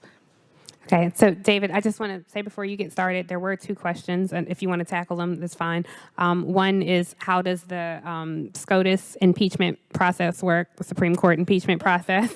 Feel free to jump in on that. And another was about the Clinton crime bill from 1994. So I don't want to put you on the spot, but they said it wrongly discriminated and incarcerated our youth. What can we do about it? We don't have a lot of time for questions because we're behind schedule, but if you wanted to incorporate any answer. Whoever asked the last question about the crime bill, see Isaiah Wilson. He is a policy director for the National Black Justice Coalition. I want to honor, too, that we are having a conversation with the congregation, and y'all know what to do. So I just want to affirm what Rhonda said, which is to be brilliant, be beautiful, be black, and don't apologize for it. Know that it is the job of staff on Capitol Hill. Know that it is the job of staff on Capitol Hill to filter information, which is why Rhonda and the work she does is so important. I worked on the Senate Help Committee, the committee responsible for more than 40% of the legislation introduced in any given Congress. For 6 years, I was the only black man who did that job. It was my job to carry the water of our community. And so I want you all to know that when you're having conversations with people that don't look like us, who don't understand what it's like to be supported by the communities that conspire for our success, and to communicate to them that which you are asking them to do. Go in, be clear that it is not your job to have the data. There are organizations like mine that you can ask for the data in a follow-up meeting. You just go there and tell them what you need for them to do. The way that we talk about it on the Hill is to have an ask. Related to having available resources, I encourage you all to download our policy agenda. We also have the nation's only federal report card. We're the nation's only civil rights organization that released a report card for every branch of government. Isaiah put it together. Y'all tell him thank you. But you can take it to meetings and call people out for where they did vote or did not vote in ways that are in the best interest of our community. And then the last thing is that while we're having a lot of conversations about policy, we also have to show up in community for the least of these. And so I want to lift up the names of two young people who were our babies because they didn't ask to be born. They're Anthony Wall and Chiquisha Clemens. Anthony Wall, you might not know his name, but he's the young man who was choked outside of a Waffle House restaurant. I'm going to call it Awful House for the rest of the time that I'm here, after taking his sister to prom. White people were mad that he was simply taking up space. He was called the N-word, he was called a faggot, and he was choked and put in the backseat of a police car with the dog. I won't even get into the history of what that has meant for our country. Just this past week, he was found guilty of resisting arrest. The tragedy is that most of us don't even know that that happened, that he had to go to court in the first place, that everybody at Waffle House and the police department has gone on about their white privileged lives, but this young man's life has been irreparably changed. And so we can show up for Anthony in the wake of all of this, knowing that, again, he is going to have to live with this for the rest of his life. On December 8th in Saraland, Alabama, Chiquisha Clemens is going to court. If you don't know Chiquisha's name, you might have seen her because she experienced the beginning stages of rape at the hands of 3 police officers in a Waffle House in Saraland, Alabama, for simply asking why was she charged for cutlery for a takeout order. Chiquisha also faces 2 misdemeanor charges, resisting arrest and disorderly conduct, and has to go to court on December 8th. And so again, while we're talking about policy, and a lot of people sometimes offer a prayer, it's really important for us to show and put our bodies on people, especially in the moments in which they need it most. Chiquisha said on a podcast that a sister of ours, Iffy Ike, hosts, is called Polity, that if she were dead, more people would be concerned with what's happening to her. But the reality is that she's living and she's struggling. And so I say that because it's important for us to tell our babies the truth about how we got here and the work that we need to do to get over. It's also why I need y'all to love on Dominique Sharpton, because in spite of the fact that she's pregnant, she's still running around here like she got to do everything. So again, I'm saying that to say let's cover our babies and make sure that we tell them the truth as well. Thank you, David. And I just, thank you. Yeah, by all means. I just want to say that the stories that David referenced, while those things are happening, and the cable news outlets are covering the latest asinine tweet from this president, remember that real lives are being impacted, not just by Black people, but Latino people are facing a ridiculous amount of discrimination and police brutality. Asian Americans also have their own plight with discrimination. I get a lot of comments that people don't recognize Asian Americans as people of color. They are, and they face a lot of the same issues that we do. So we are really, truly stronger together. We cover all communities of color at The Beat, and I really hope you all will subscribe. And I just want to thank Reverend Sharpton again for the opportunity to have important conversations like this and elevate these issues consistently throughout his entire career. He said when an article, a piece that profiled him, when they called him an ambulance chaser, he said, "I'm not an ambulance chaser, I'm the ambulance." So with that, we bring Reverend Sharpton back to the stage.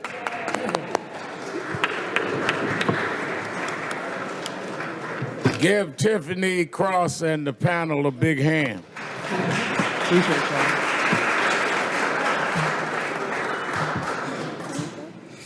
Let me say, as we move on, it is imperative that as the panels give you information, and that as we do the visits, that we use that information. Because the idea is to really, in light of the midterm elections, to get specific commitments on where we're moving in the first 100 days. And I think that Senator Klobuchar did address that. We're going to have others. But again, we do not want to be taken for granted. That's why we're here. That's right. And that's why we've called our chapter leaders and you that are activists from around the country to be here. A week later, we just had the election last Tuesday. This Tuesday, we're here with you that have selected over 100 to come a week later to say that we want to know that we did not waste our time and our vote. And the midterm election is not over. It's still going on in Florida. It's still going on possibly in Georgia, and last night in Arkansas. And I think that it is important that we that are on the ground are the ones that go back to the people that we told to vote and say, these are the commitments we have. Am I right? Right. All right. I don't know anybody that personifies the combination of activism and getting things done than our next speaker. And she has been one that, whether it has been championing the consumer affairs, which unfortunately we over-index as consumers, so that's certainly us, and whether it is dealing with the economic inequality and racial inequality. She's been on the front line a long time. I can honestly say that we've never called on her that she didn't immediately respond. And sometimes she'll call me and I have to scratch my head and say, did I call her? Because she stays in touch and will call and say, what's going on the ground? Because our communities need to know what's going on. You keep hearing the president attack her and call her a racist name. And when I was in school, people only call you names when they're afraid. You only pick on people that you're afraid of. So I'm not forecasting that he's afraid to run against her. I'm not even forecasting she's running. The fact that she's got New Hampshire, she's right next door.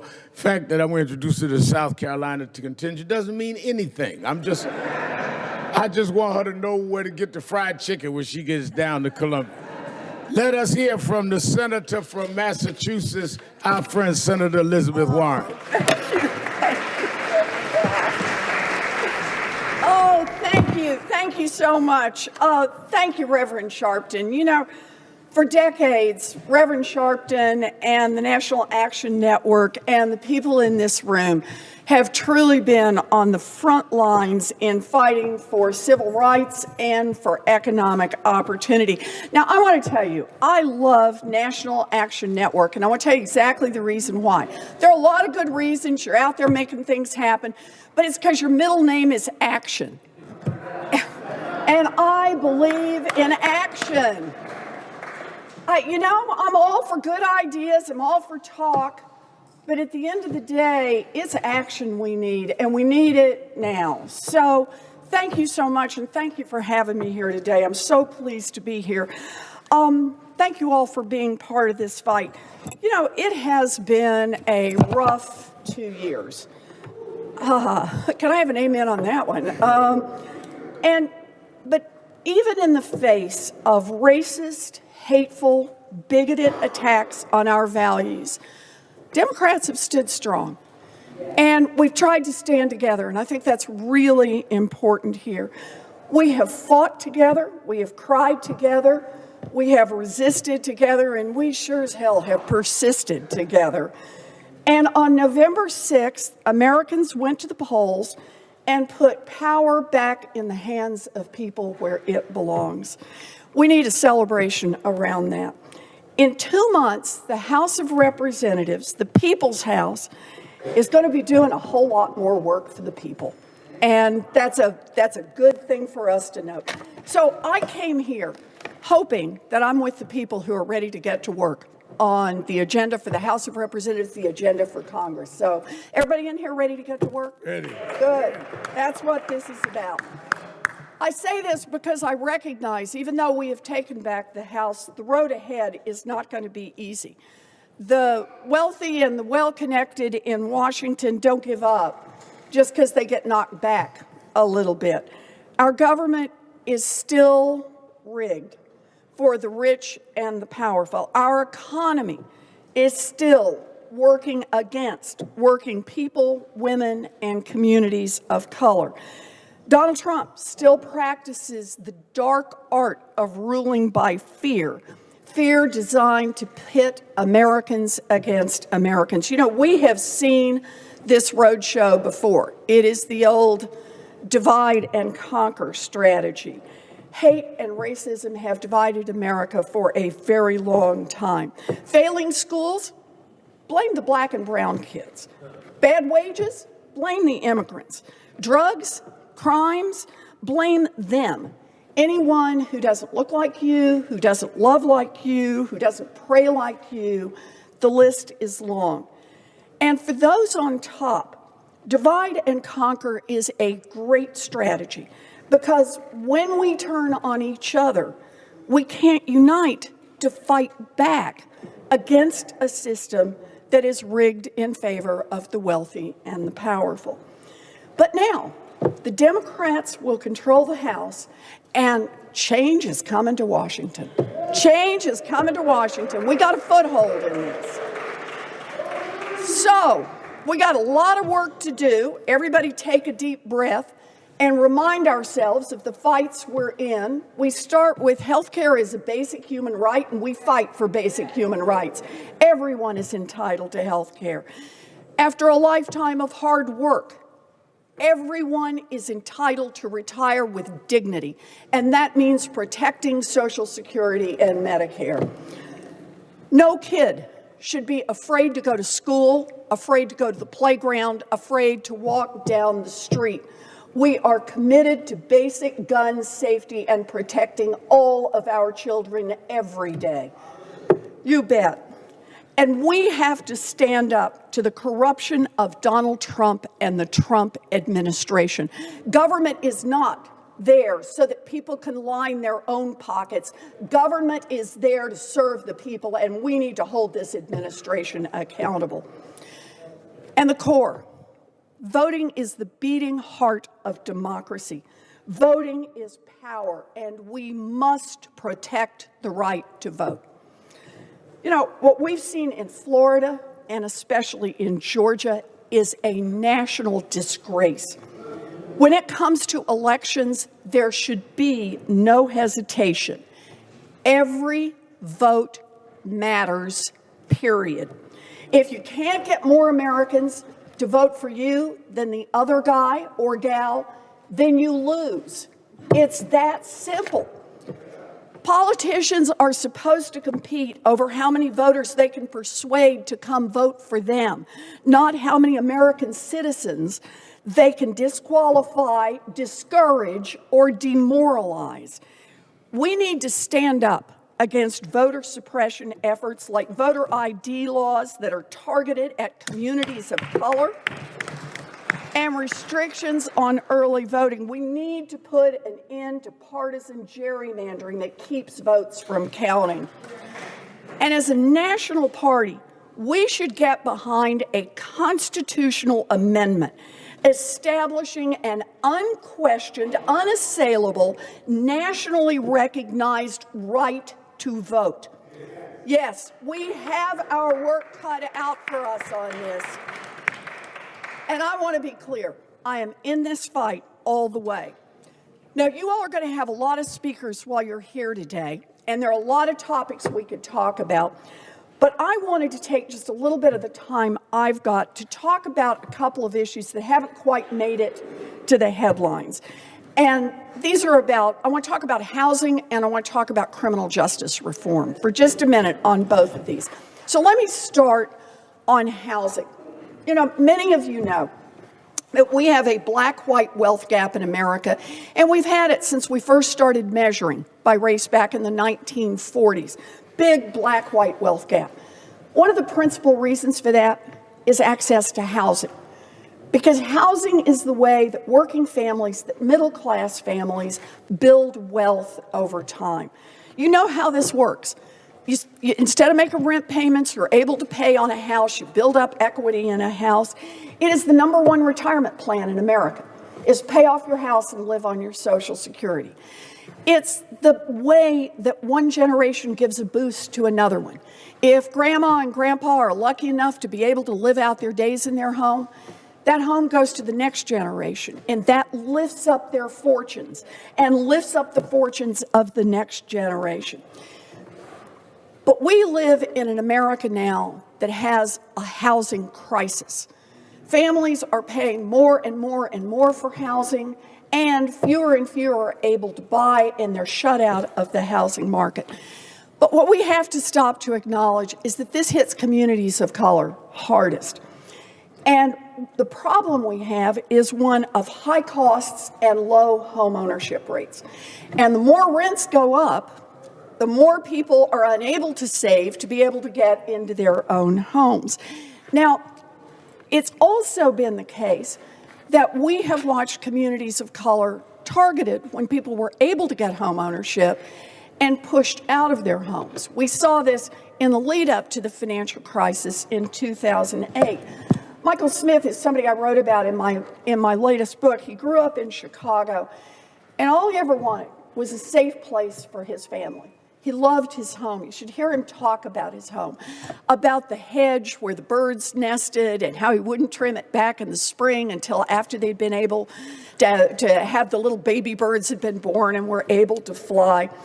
He had saved up from his very first paycheck as a young man until he was able, he and his wife, to buy a home. They raised their kids are growing up in that home. He had a plain 30-year fixed mortgage. Every month that you make a payment, the amount you owe goes down just a little bit. You do better over time. And then he, like so many others, got targeted for a mortgage that was going to do so much more. And we all know how that worked out. It was a scam. And Michael's story is not unique. This has been a place where time after time after time, communities of color have been targeted for the worst mortgages and then ultimately targeted for more foreclosures. In fact, I want to back up the history just a little bit and start it just in our more modern era, in living memory, with redlining. The official policy of the United States government until 1968 was to draw big maps and to say, we're going to put federal funds, taxpayer help, behind homeowners being able to buy homes, get a mortgage and buy a home, except in areas where they draw a red line around them. And of course, the areas they drew a red line around were communities of color. Finally, in 1978, the federal government said, well, that's no longer officially our policy. Did it fix everything? No, not even close. You'd had generation after generation where people had not been able to get into the home market. So what happens? By the time you hit the 1990s, communities of color are back on the screen. Only what they're back on the screen for are mortgages like the kind sold to Michael Smith. The idea being that they will be targeted for the worst of the mortgages out there. And look, this is not just some theory floating around. Look at the banks that actually had to sign legal settlements and pay money out for targeting communities of color for discriminatory mortgages. Bank of America, JP Morgan, Wells Fargo, SunTrust. These are financial institutions that said, we can increase our profits by targeting communities of color and selling them the worst mortgages, and then when things blow up, taking those homes back from people. Just so you know, African Americans and Latinos during the crash that followed were 70% more likely to be foreclosed against than white families. Wow. Think about that. That's 10 years ago, right, that this was going on. In 2013, mortgage discrimination had not disappeared. African Americans and Latinos were more than twice as likely to be turned down for mortgages as white families with the same credit ratings. And in 2017, last year, a study showed discrimination in lending based on race in 61 metropolitan areas around the country. So look, the way I see this is two parts to it. The first is the housing crisis is real. Families are struggling to be able to build up some wealth through housing. Families are struggling just to be able to have housing, to be able to pay their rent. Both halves, whether you're renting or trying to buy. And the second part to it is that discrimination is real. It's there, and we've got to acknowledge it. And the main response so far from most Democrats even has been, let's just outlaw discrimination and then count on the Attorney General to enforce the laws. How's that working out? So, I had another idea, and this is one I wanted to pitch to you. We're talking about things you're putting on your agenda, what you want to push for. I want to talk to you just briefly about a housing bill that I've put together. And here's the idea behind this housing bill. This housing bill says the federal government's time for us to reinvest in housing. We used to do this, invest in housing, and I just want to make the pitch here for everybody. Investing in housing and putting some taxpayer muscle behind housing is very much like investing in roads and bridges. It builds up the things we need to build a future and gives people opportunity going forward. So here's my plan. Federal government puts in the money to build about 3.2 million new housing units across this country. And it's true in urban areas, it's true in rural areas, places where housing has degraded and we need more housing. Lots of new housing has gone in America, particularly in urban areas, but it's all been at the top end. The profits are there to be made. If you've got to run through the regulatory stuff and the materials, more profits to be made by building for rich people, building for people at the top end. This is about building for middle class, for working class, for the working poor, for the poor poor. Putting money into 3.2 million housing units. By the way, at its peak, if we put this in, produce about 1.5 million good jobs while you're building it. Good local jobs, jobs that don't go somewhere else, jobs that are there at home. And an independent analysis shows it would reduce rents across the board by about 10%. So think about that for the families who can get into these units, but it also has an effect on the market overall because there's just more availability and more availability of new housing. But it's got a fourth feature to this bill, and that is let's directly face the discrimination that the federal government once supported. So what my bill does or would do is help build wealth in communities of color by giving down payment assistance to residents of formerly redlined areas. So go back to the areas that were cut out of growth and say we're going to give an extra boost to people who currently live in those areas so they will have the opportunity to get into the housing market, to buy their own homes, to begin to build the intergenerational wealth. And it also has relief for former homeowners who got pushed out of their homes during the housing crisis, and says we're going to do some down payment assistance to get those folks back into the homes. Now, the importance of this bill from my perspective is how many families it would help. How many hardworking families, how many struggling families, how many middle-class families?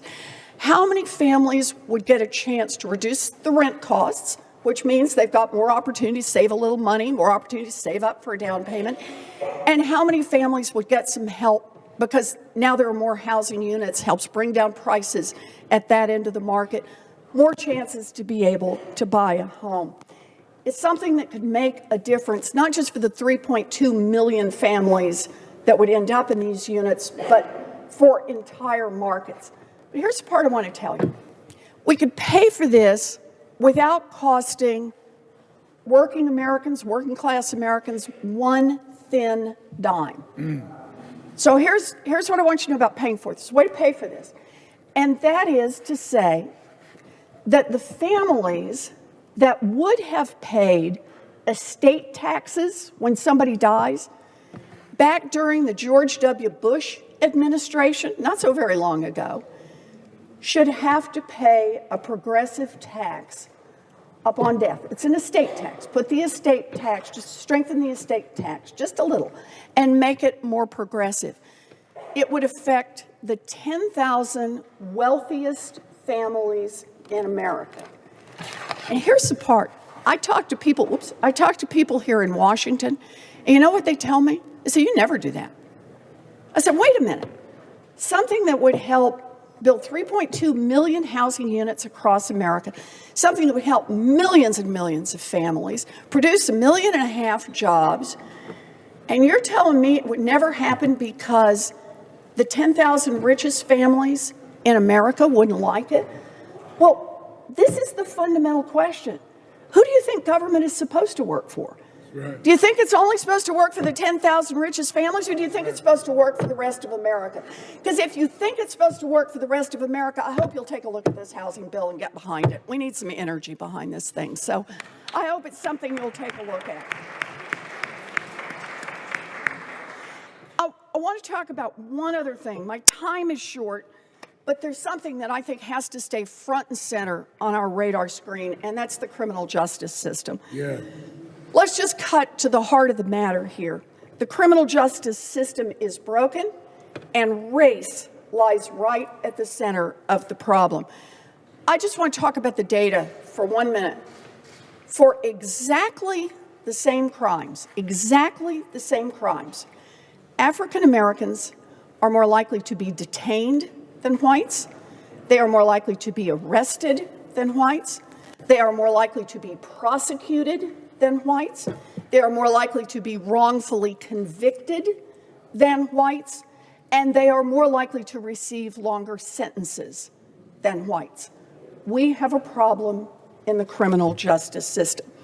Now, I have a bill with Cory Booker about dignity for incarcerated women. I love this bill. We're starting to make some change. But mostly in Congress, we're working around the edges of this problem. We need to take more assertive action to rework the system. And that starts right here in Washington. And I just want to put one piece on the table. Evidence indicates that blacks and whites use marijuana at about the same rates, but that African Americans are 4 times more likely to be arrested for marijuana possession than whites. So I have a bipartisan bill, Republicans and Democrats, that would end federal arrests for marijuana in states that have acted to build a more thoughtful and rational law on drug possession, which is our overwhelming majority now. It is a start on reform, and I just, again, want to get that one in front of you because I think it's a step toward making a real difference, and we cannot give up on this. Look, we've got a Washington that works great right now. It works fabulously well for the rich and the powerful. For everybody else, it's not working so well. We are in some really tough fights, and we face a lot of really important issues. I'm not here to tell you that housing discrimination or criminal justice reform is any more important or less important than any of the other issues facing Black America today. I get it. We need to protect the vote. We need to protect health care. We need to protect Social Security. It is a long list that we need to work on. But for me, the key is to say that we are in this fight. We don't look at our list and say the list is too long or the list is too hard. We look at our list and we say, let's lace up the gloves and get in this fight. It is to have the opportunity to fight alongside you. It is an honor to have the opportunity to fight alongside Reverend Sharpton. I truly believe in the changes we can make together. We are a democracy. There is a whole lot more of us than there is of them. If we come together, we use that power, we build a future, but we got to do it together. No one is going to do it for us. So thank you all for being part of this fight. Thank you for having me here today. Thank you, Reverend Sharpton. Good to see you. Thank you. Liz Wine, give her a hand. Thank you. Thank you. I think you couldn't get more specific than the bill she laid out. That housing bill with the estate tax is one we definitely need to deal with as we make our tour. And her talking about the issues that we're concerned about in terms of the voting rights bill. So we had 2 senators commit on that so far, but the housing bill and Senator Warren's bill was specific. I told people, don't come rap, come let us know specifics. And I know for all you old weed smokers, y'all like that marijuana bill.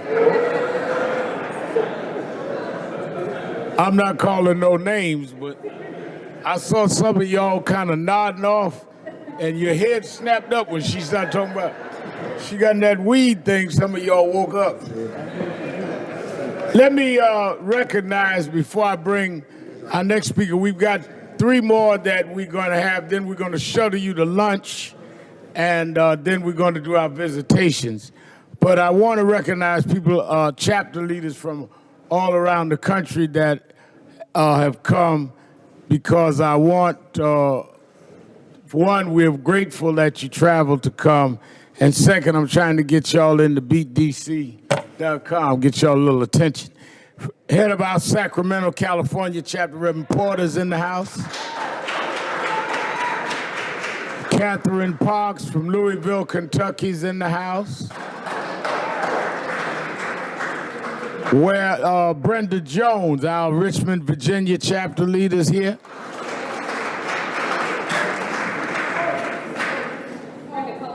Why y'all wrote down Coles? I know it's Coles because Elijah's name is Coles. Reverend Toon wrote Jones. Elder Johnson, Charleston, South Carolina. Jamie Bland, Patterson, New Jersey. And Jamie's also the deputy mayor up there. She's not only president of the chapter, she's the deputy mayor. And if I was the mayor, I'd be real nervous because ain't no telling, she might get a vision one night, decide to be mayor. Cynthia Dawkins from Newark, New Jersey. Cynthia, all right. Bill Griffin and Dr. Alvin Ponder, our New York City chapter. Nia 2X from Washington, D.C. Where's Nia? Sean Brown, Newport News, Virginia. And Catherine Parks from Louisville, Kentucky. All right, I'm going to be recognizing our chapter leaders throughout the day because I want folks to know this. When we told people that we were serious, Tiffany, about bringing our national group together and lobby, I want y'all to know this is real national. We didn't go out and get some folk from around the corner and bring them down here and call it a national meeting. One of the most passionate and vibrant voices in America, and certainly one of the most courageous members of the House of Representatives, is this next person.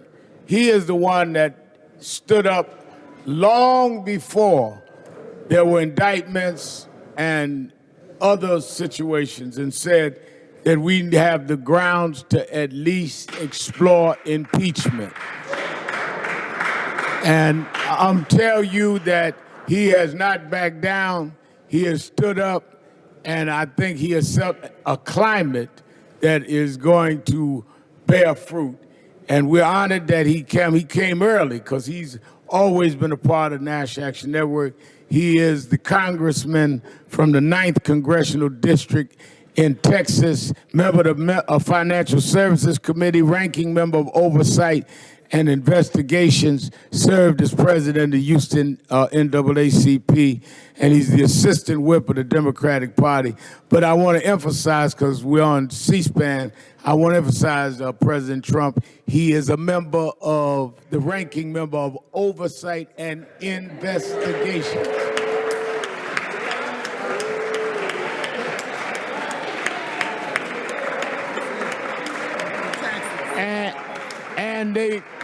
And the Democrats took the House, and he's a ranking member, so he's even more ranking now Mr. President. So I'm not trying to start nothing, but you talked about fake news. Well, that's a real news, Congressman Al Green.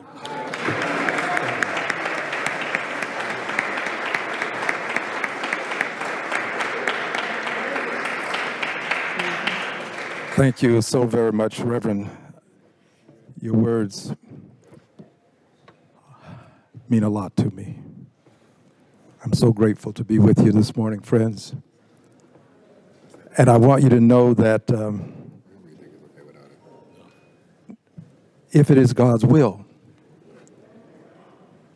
I will have the preeminent privilege of serving on financial services under the leadership of the chair of the committee, who will be the Honorable Maxine Waters. The Honorable Maxine Waters.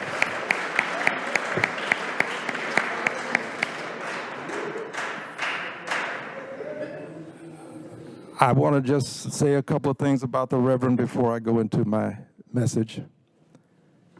When the history of this time is recorded, it will show that there was a man who had the courage to take a stand for liberty and justice for all.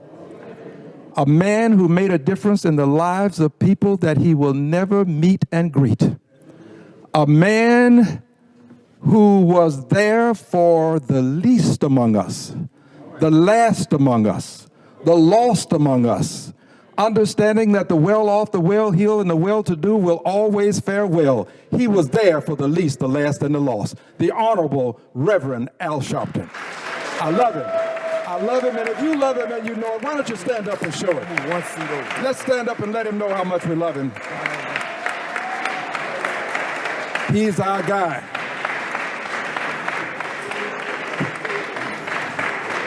Thank you.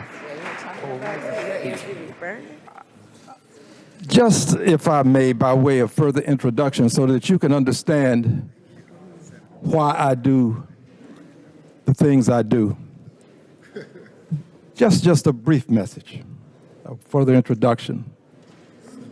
I'm the kid who went to work with his father one day.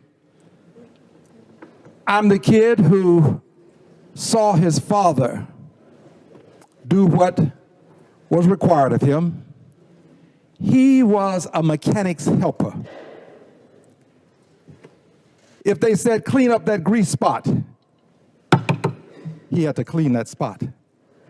If they said, clean the toilets, he had to clean the toilets. I'm the kid who heard people call my father secretary. And I queried, I wondered, why would they call him secretary? So I did what any child would ask. Why do they call you secretary? I'd never heard my father called secretary. He said, they call me secretary because they know that I can't read and I can't write. And they're making fun of me. Every child wants to believe that his father is Superman. So I had to ask, why would you let them do this to you? Why? And he said, because I want you to be able to read and to write. And isn't it wonderful that we live in a country where the son of a secretary can stand in the well of the Congress of the United States of America and read and write laws for the United States of America. Isn't it wonderful that we live in a country where the son of a secretary can stand in the well of the House and call for the impeachment of the President of the United States of America?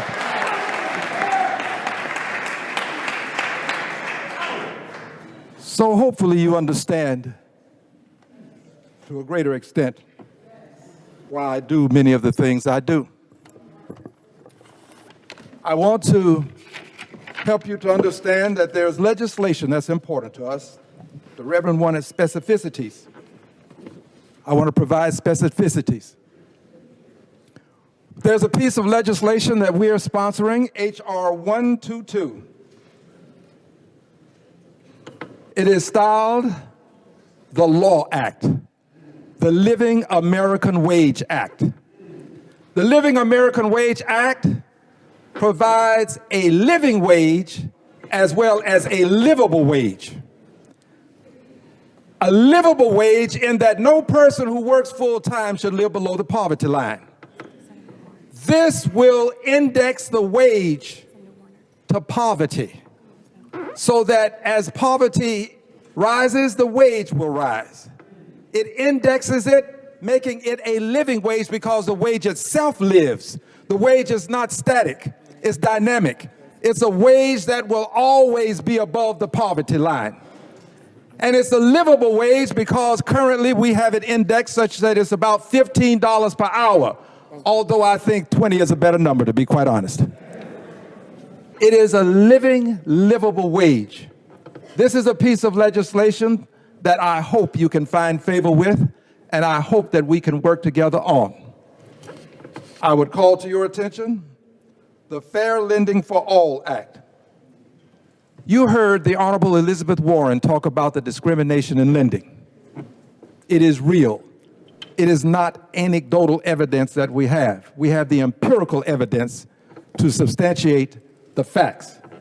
She has given them to you. I need not go through them. But I just believe that if we can make it a crime to steal your wages, and wage theft is a crime, we can make it a crime for you to discriminate in lending and have criminal penalties so that people who discriminate with intentionality when you're trying to get a loan to start your business, when you're trying to get a loan to build a home, when they do that, they ought to suffer criminal penalties, and quite frankly, somebody ought to go to jail.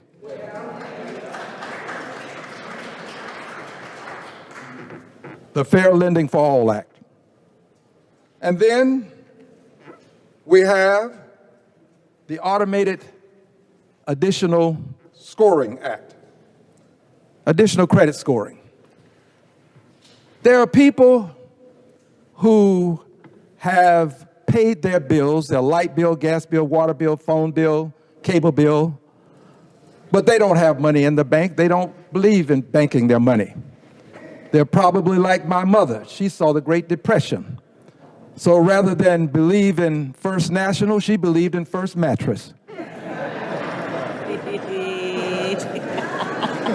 Yeah, and I saw her make many deposits in First Mattress, as well as withdrawals. But persons who pay all of their bills, who pay rent that would exceed a mortgage, I believe that your light bill, gas bill, water bill, phone bill ought to be scored in an automatic system such that you will get credit for that, and that credit can go toward helping your credit score be enhanced so that you can own a home rather than pay rent. That's what I believe. And finally, I will just say this as something for us to do together in terms of demonstration. That was legislation. Demonstration requires action. You are the Action Network. We have to do something about these right-to-work laws. These are laws that prohibit indirectly persons from forming labor unions because the right-to-work laws will allow people who are not a part of the union to get the same benefits as dues-paying members of the union when they finally negotiate. It's sort of like when the team gets ready to get the trophy after having winning the championship. All of the members of the team will get a trophy. And then a guy shows up who was never on the team, didn't have to play, didn't risk being hurt, and he gets a championship trophy too. Everybody ought to be a part or have an opportunity to be a part of a union. And I think that demonstrations are necessary in some cases to help us deal with the right-to-work laws around this country. So I'm going to go to my seat and look forward to some questions from you. And I'm going to do so. But I want you to know that, by the way, I didn't go into impeachment. If there's a question about it, I'll answer it. But I want you to know this. I have no ill feelings toward those who do not support impeachment. None. I want them to just understand that I march to a different beat. I march to the beat of a different drummer. I march to a different beat. I march to the beat of the mother who had her baby torn away from her at the slave auction. I march to the beat of the slave that jumped overboard in shark-infested waters rather than come to slavery in this country. I march to the beat of those who have been locked up and the keys thrown away in jail cells in this country. I march to the beat of a different drummer. So please, march to the beat of your drummer. But let me march and step to the beat that I feel in my heart. And if you do so, I promise you, I will not let you down. Any person who believes that there are S-hole countries in Africa, that there are good people in Charlottesville, that those babies on the border could be taken away from their mothers, any person who engenders a climate wherein you had someone running for Senate in Mississippi talk about going to a public hanging, and a senator in Florida talking about monkey business, any person who engenders that kind of climate is a person who is unfit to be president and ought to be impeached. I thank you, President Sharpton. I thank you, everyone. Thank you. God bless you. Thank you. Thank you. Congressman Al Green. Congressman Al Green.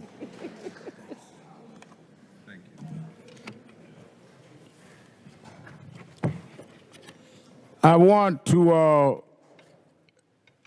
now bring on, as soon as the election midterm elections ended last Tuesday, a week ago, and we said we'd be here a week later to bring our leaders from around the country to hear where we're going legislatively. One of the things that we started getting Wednesday morning was questions about 2020 and who gonna run. And I felt it's very premature. We just got the House. We wanted to know what legislation was gonna be. And I made a phone call to Reverend Porter, where'd Porter go from, our Sacramento, California chapter. And I guess the phone ID wasn't on. He answered the phone saying, Kamala Harris for president. So I told him, y'all can't do that, and we're nonpartisan. I didn't become concerned till I then called Reverend Steffi Bartley in New Jersey. And he answered talking about Kamala Harris for president. So I don't know what she gonna do, nor do we endorse candidates, but I know that there are a lot of y'all that are wondering if she's going to run. And I'll just leave it at that because we got a bunch of reporters in the room, but I will point out Reverend Porter and Reverend Bartley, and Bartley's in another state. He over there in New Jersey. So I just outed them. Now Virginia started talking about marijuana, but I'll get to that in a minute. I want to bring to the stage, to the platform, I think that if anybody watched the Kavanaugh hearings and saw how gracefully somebody executed a prosecutorial questioning, I don't think anyone has ever done it in history better. The way that she can operate with a real precision, but still remain graceful. It's like, somebody, some people stab you with a knife and others just use a razor and you don't even know you cut. You walk down the block and your head fall off. That is how she handled the Kavanaugh hearing. She's, of course, the second African-American woman to serve in the Senate, first South Asian American, and she's a member of Homeland Security and Governmental Affairs Committee, as well as our committee, our Select Committee on Intelligence, and as I said, a member of the Judiciary Committee. And we are honored that she always is there when we call on her. Let us hear from, come on in, Mr. Speaker, Mr. Congressman Jim Clyburn.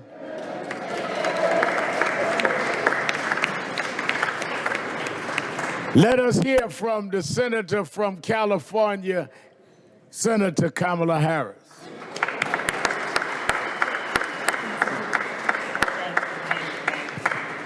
Good morning, everyone. Good morning.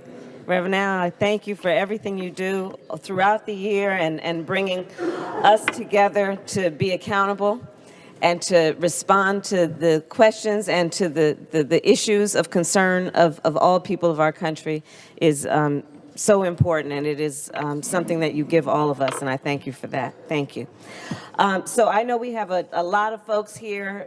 My colleague Mark Warner is here, and the Honorable Clyburn is here. So I'm just going to get right to it.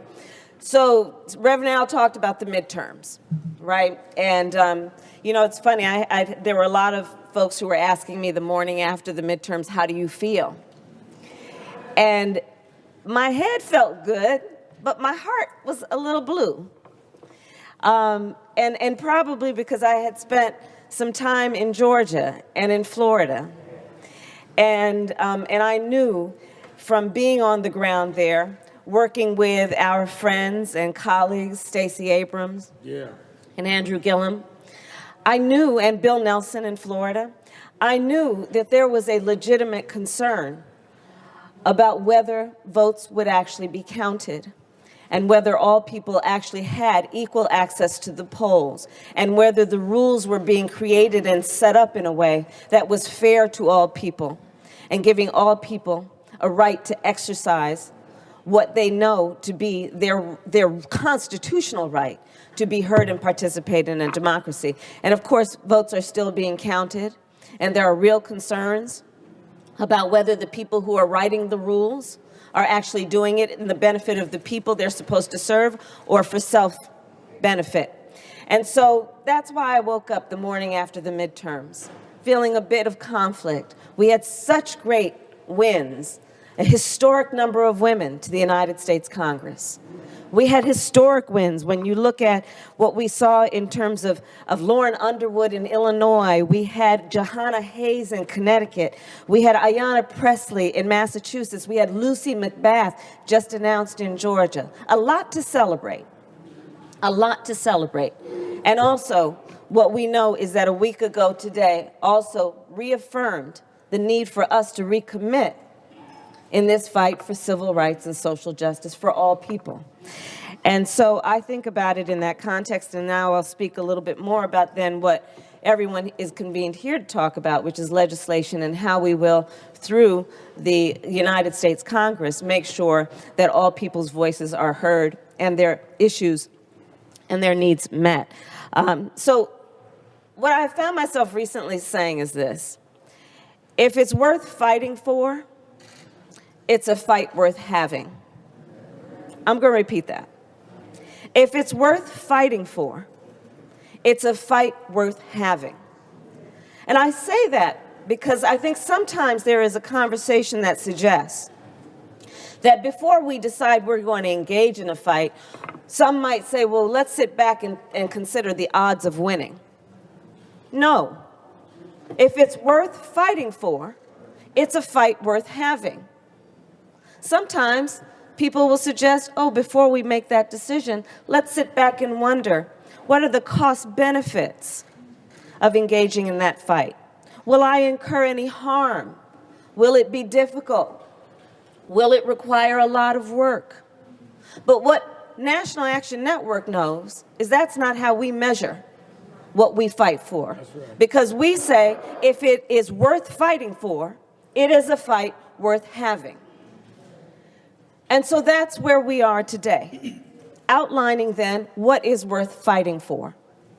And I will mention then again, in looking at votes still being counted and knowing what is going on in many areas of our country, not only Georgia and Florida, look what happened in North Dakota, where our Native American brothers and sisters were basically excluded from their opportunity and their right to vote because of laws that were put in place to suppress their ability to have their voices represented. So what is worth fighting for? Voting rights. Well, we know in Shelby v. Holder that the United States Supreme Court gutted the Voting Rights Act, which members of this organization, including its leader and so many others, fought for. Many died for the Voting Rights Act to be passed. And it's been gutted by the court. So what needs to happen now as we convene here in the United States Congress? Congress needs to act. Congress needs to act, and we need to pass a voting rights amendment.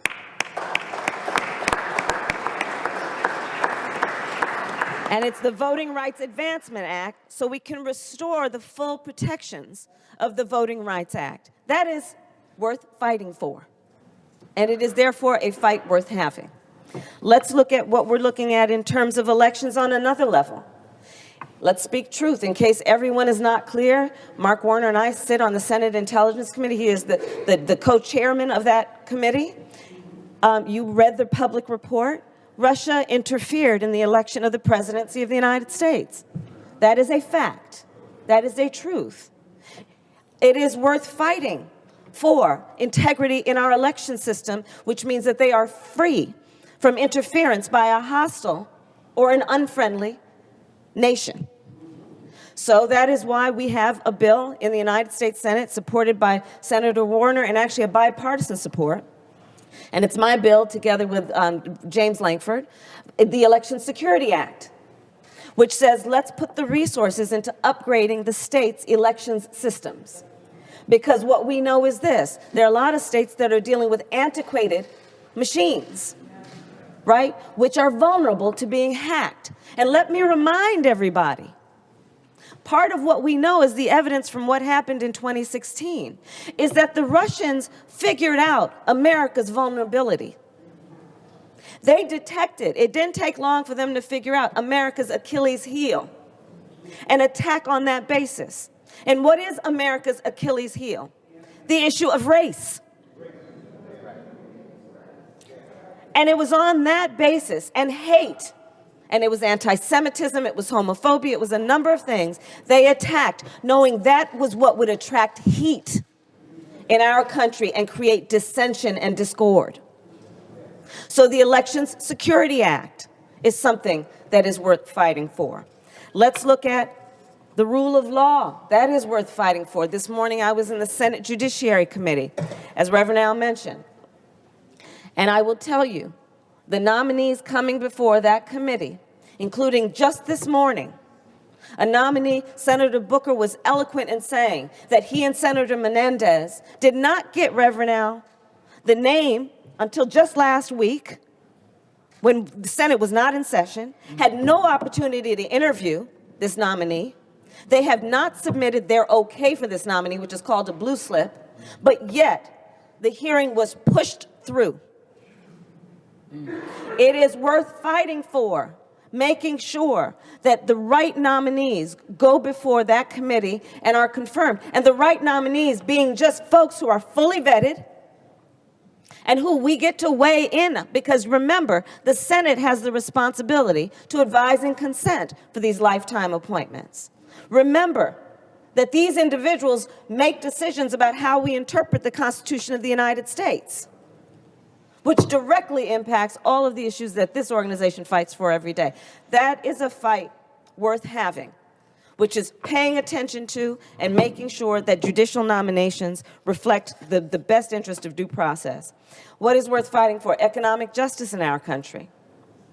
So we've been talking a lot, and this organization, NAN, has been a leader on the need for reform of America's bail system, the money bail system. I actually have a bill together, and again, it's a bipartisan bill saying we need to reform the bail system in the United States. We understand that it is wrong from a context of what we need around criminal justice reform, but it is also an economic justice issue. Because what happens is that if you don't have the money to pay bail to get out pending trial, you sit in jail. That's why, guess who my co-sponsor of that bill is? Rand Paul, who said to me, I said, Rand, how your folks doing with co-sponsoring that bill with me? He said, actually, you know what, Kamala, they're doing fine. He said to me, literally, Appalachia loves this bill because they know, working people, poor people, whoever they are, know that this is a matter that is not only about criminal justice, it is about economic justice. That is worth fighting for. Let's look at economic justice in another context. I've also got a bill that we call the LIFT Act, which says that if a family is making less than $100,000 a year, they get a tax credit of up to $6,000. Why? Because many, many American families are a $500 emergency away from financial catastrophe. The leading cause of bankruptcy in our country is the inability to pay a hospital bill. That's worth fighting for, economic justice. Let's talk about another economic justice issue that is worth fighting for. Can you pay the rent? Now, you know, we've had great songs about that. That rent needs to get paid. Well, in 99% of the counties in the United States, if you are a minimum wage worker working full-time, so in 99% of the counties in the United States, a minimum wage worker working full-time cannot afford market rate for a one-bedroom apartment. So what my bill proposes is that if you are paying over 30% of your income in rent plus utilities, you get a tax credit of up to $6,000. Because we know that that is one of the biggest issues facing working families, which is their ability to afford to pay that rent at the end of the month to keep a roof over their head so they can send the children to school so that they can go and work that job to live a life of dignity and to live a better life. Economic justice is worth fighting for. And my final point, I guess, is this. When we look at where we are as a country, we know that we have a lot of work to do. This is an inflection moment in the history of our country. This is a moment in time that is requiring us to ask this question, who are we? And what we know, National Action Network, is that part of the answer to that question is we are better than this. And in fighting for the best of who we are, we will do what is necessary in terms of the activism, what is necessary in terms of marching when we need to, doing what we need to do in terms of peaceful protest. And it is also about what we need to do in the court systems, and it will be about what we need to do in this Congress. And pushing for legislation that will reflect the values and the best interest of all of the people who live in our country. And so that's what this conference is about. And I thank you so much, Reverend Al, for bringing us together and for your leadership. Senator Kamala Harris. Let me bring on now, as she stated, he is on intelligence. He has certainly been committed to social justice. He is certainly one that has regarded and respected the civil rights community. Let us welcome Senator Mark Warren.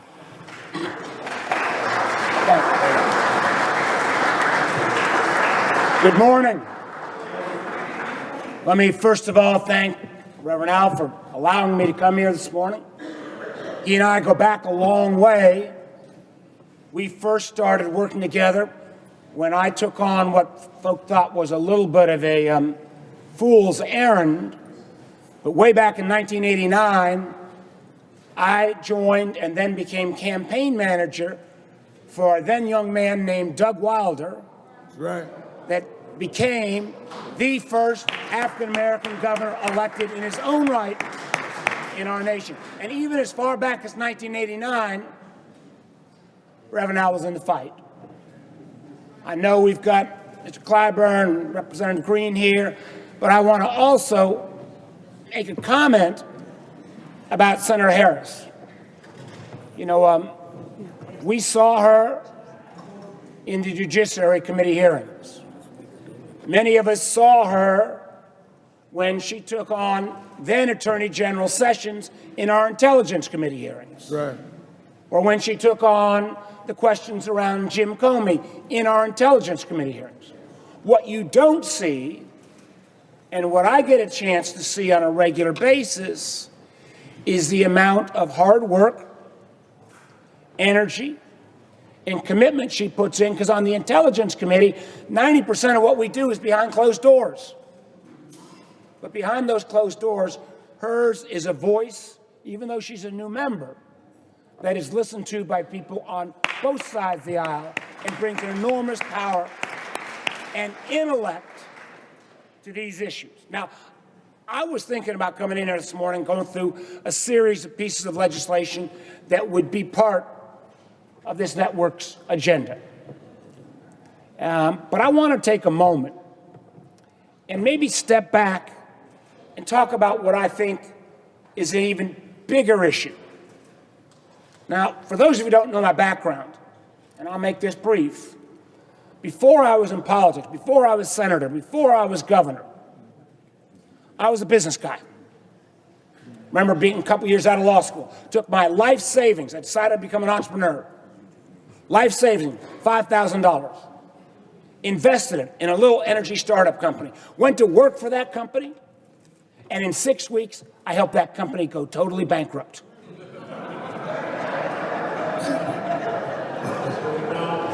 I then went into real estate, moved to Atlanta, spent 6 months on that, and failed at that as well. But I never took out those bankruptcy charges. Third time, though. 1982, I'm living out of my car, sleeping on my friends' couches, and I got a third shot. I fell into the very early days of the cellular telephone industry. Still remember all my law school classmates saying to me, "Warner, go get a real job. Who's going to want a car telephone?" They're still practicing law. But I was incredibly blessed. But I also realized that in America, I'm not sure that every American gets 3 shots. If I had not been a white man with the appropriate education, I probably wouldn't have got that 3rd shot. I might not have gotten that 2nd shot. I might not have even had a 1st shot. And as somebody who has benefited as much as I have from this system, I benefited beyond my wildest imagination. But I stand before you today in 2018 and would argue, and even though I've been the beneficiary of this system, that modern American capitalism is not working for enough people. And what we ought to be talking about, and what the network's agenda ought to be, beyond specific pieces of legislation, is a forward-leaning theory of the case, how in America in the 21st century, every American gets an opportunity to earn a good life. Not be given a good life, but to earn a good life. Because there are 3 issues, I think, that undermine that opportunity right now. Right now in America today, there is more economic inequality and income inequality at a greater level than any time in our American history, except for about 1928, right before the Great Depression came. Today in America, and Kamala made mention of this, half of Americans are $400 away of an unexpected bill for going into bankruptcy. And we have in this nation enormous amounts of economic insecurity. My dad never made a lot of money. He went to work for the same company, 38 years he worked for that company. But with that job came a certain level of security. With that job came health care, retirement, and if you were to lose that job, there was unemployment, workman's comp, disability. That world doesn't exist today. So we have income inequality. we have income insecurity, and we also have an enormous disparity in terms of equality of opportunity, in terms of where you live or what you look like in America. Matter of fact, out of the over 3,400 counties in America, about 2,200 of those counties in the last 10 years have lost jobs and lost businesses. If you look at the statistic, 90%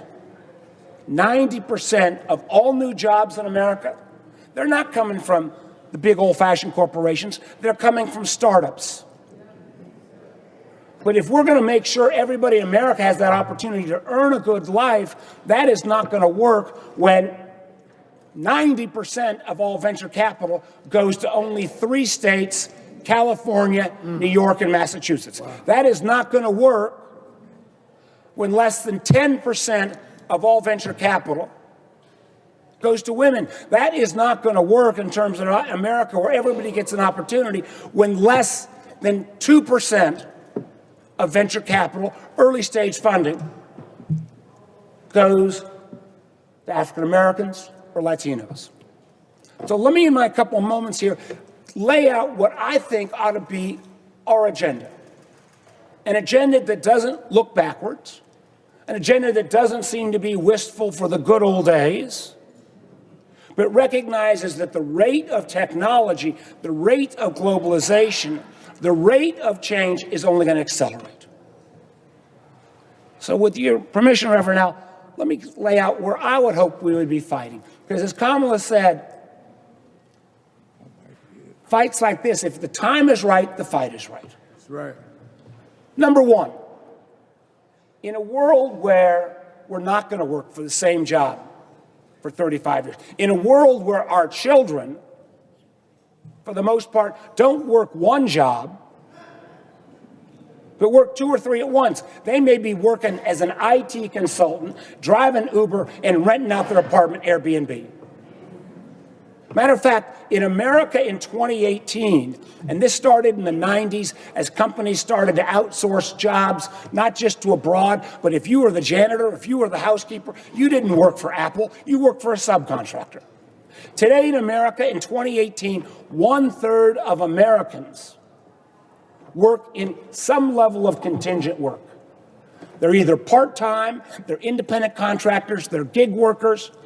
And the enormous thing about that third of the workforce, they may be doing okay until the stuff hits the fan. And they have no social safety net. The social contract that was created in the 20th century between business, labor, and government has broken down.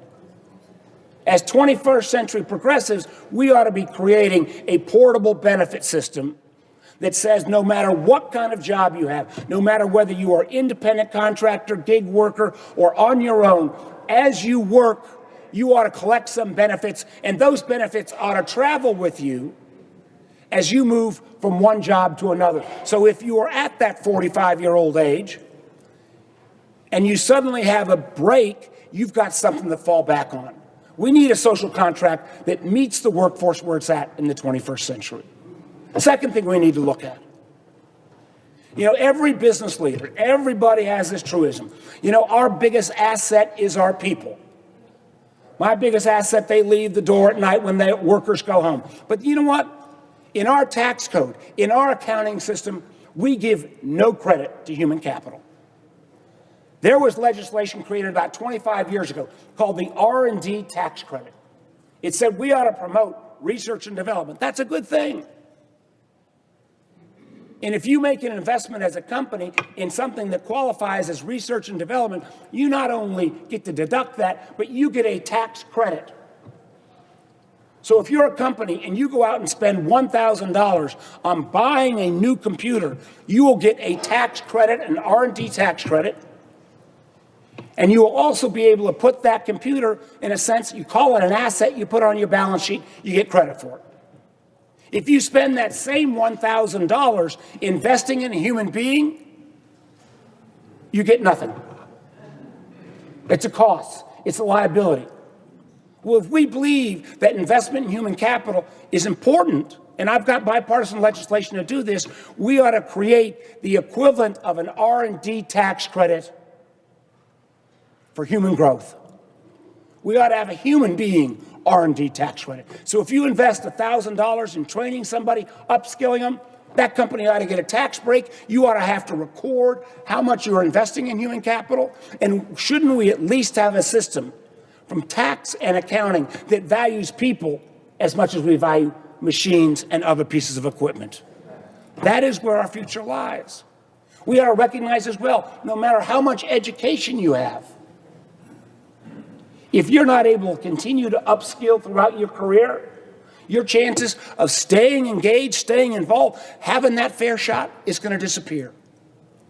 So again, we've created legislation that says we ought to have a lifelong learning account. The government would help out, chipping in some too, so that you could accumulate money along the way. So if you have that bump, you have the resources to actually get those skills that you need to stay in a job market.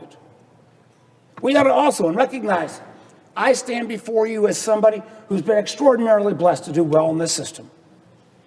But something is wrong, or something is different in America, where in 2018, if you look back 40 years ago, the average amount of time somebody held on to a public stock was 8 years. The amount of time somebody holds on to a public stock today is 2 months.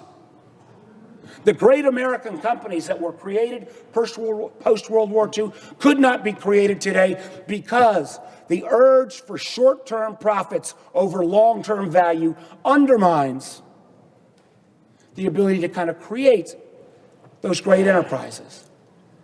So we ought to have a tax code in the system that doesn't say simply go for that next 2 cents next quarter to show profits and at the same time lay off investing in human beings.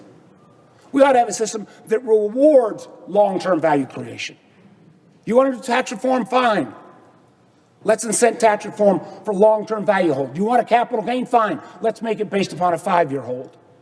You got pension funds? Fine. You want to make sure that the people who manage those pension funds don't get compensated just on how well they do the next quarter, but how much value they're creating over the long haul. We ought to recognize that unless we make free enterprise or capitalism, whatever you want to call it, work for all people, people's faith in the system is going to continue to dissipate. So we need a new economic model. We need a model that recognizes people are going to move from jobs to job, that they still need security. We need to do more than pay lip service to our investment in human beings and have a tax code and an accounting system where companies have to report how much money they spend on human beings. And we need a business environment that says you have an obligation not only to your shareholders, but to your stakeholders, your employees, the community you live in. Unless we can make a system where everybody gets that opportunity to earn a good life, then this country, which we have all been blessed to live in, is not going to reach its potential. I'll close with this. I know, and this is why I so appreciate what Reverend Al does year in and year out. I know, and I know this is a different kind of crowd here because you are activists. But for many Americans, they turn on the TV and the news comes on, particularly if it's with Reverend's good friend Donald Trump comes up. I know that most people's normal reaction is you want to throw a shoe at the TV. I feel the same way, and I'm inside the TV. But we cannot lose faith. We cannot lose heart. As Kamala mentioned, Tuesday night, we did great in Virginia. I was really sad, though, to see some of my good friends in the Senate lose their positions. But we have to stay engaged. If America voted, if young people voted in their numbers, if people of color voted in their numbers, up here where I work would look a heck of a lot different. So, Reverend Al, I thank you for what you do, continue to do. Thank you for helping me way back when I was just a young startup with Doug Wilder. But we all got to stay in this fight because we do live in a great country. But that greatness doesn't need to be made again. It is who and what we are. But that greatness can only be maintained if we have a system that gives every American that fair shot, that opportunity to earn. So thank you all very much. Stay engaged, stay in the fight. Senator Mark Warner. Now, I knew about the Doug Wilder days, but I didn't know about you living in the car. That's It was the nasty car. Yeah. I must say I've never heard anybody expound upon white privilege better than you just did. Give him another hand. Closing our morning session, and we're going to bring everyone over for lunch because we have some of our Congress people there, and we're going to do our Q&A and our meetings. But a man that you and I are activists from around the country. He has been an activist before he came to Congress. And as some of my radio listeners always call and remind me from South Carolina, he was one of the student leaders there. I will tell you that his commitment has not changed. I've gone down and spoke for him because he hosts a lot of things for the historic black colleges. And the fact that he is the number 3 ranking person in the Democratic Congress, and who knows where that may go this session, has not stopped him from being grounded in South Carolina. When I ran for president in 2004, he had supported a candidate, but he said, Reverend Al, we got to make sure you ain't embarrassed. He has been that kind of person, committed to the ground and committed to his community and to all folks there. If you talk to anybody, and Elder Johnson and them here from our Charleston chapter, white or black, speaks of his integrity. He doesn't say what everybody may agree with, but everybody knows he says what he means and he means what he says.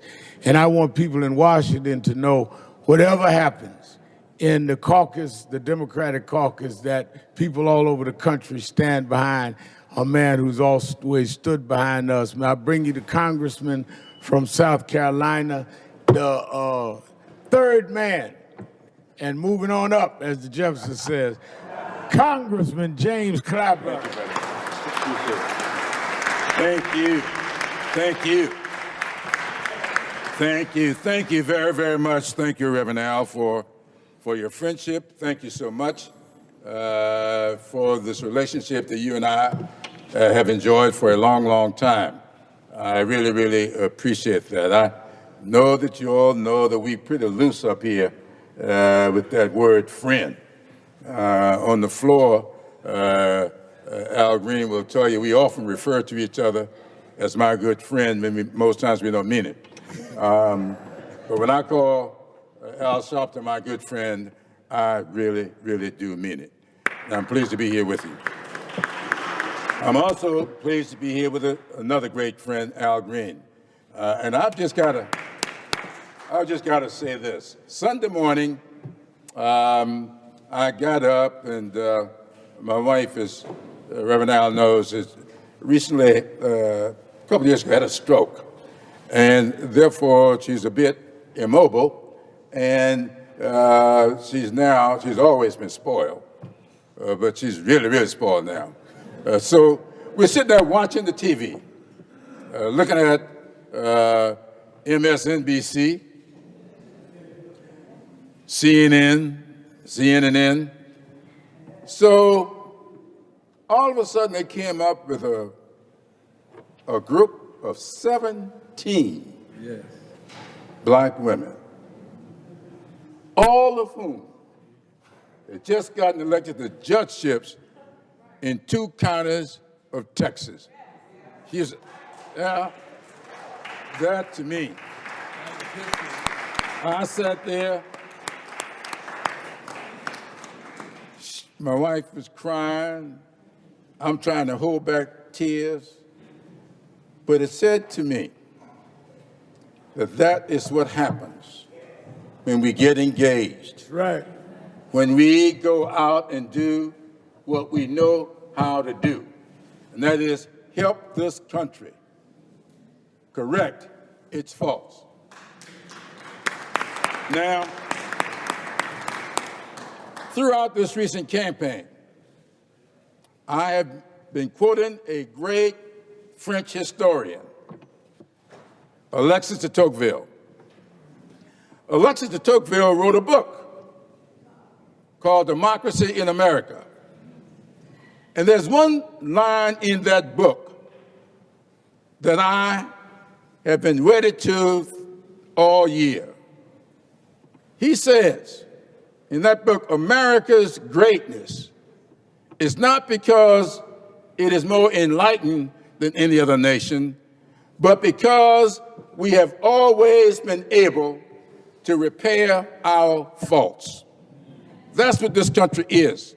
This country is a great country that needs to be made great again. It needs to have its greatness apply fairly and equitably to all American citizens. That's what it's all about.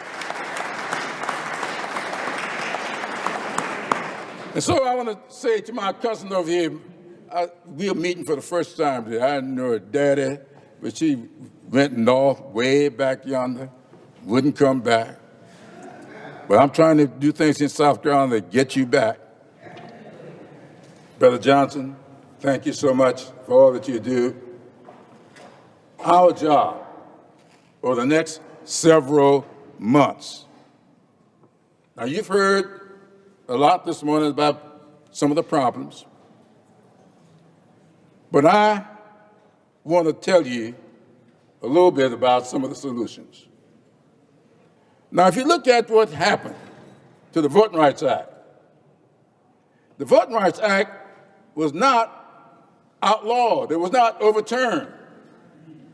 The Supreme Court took a little scapula and they just carved out that formula in Section 4.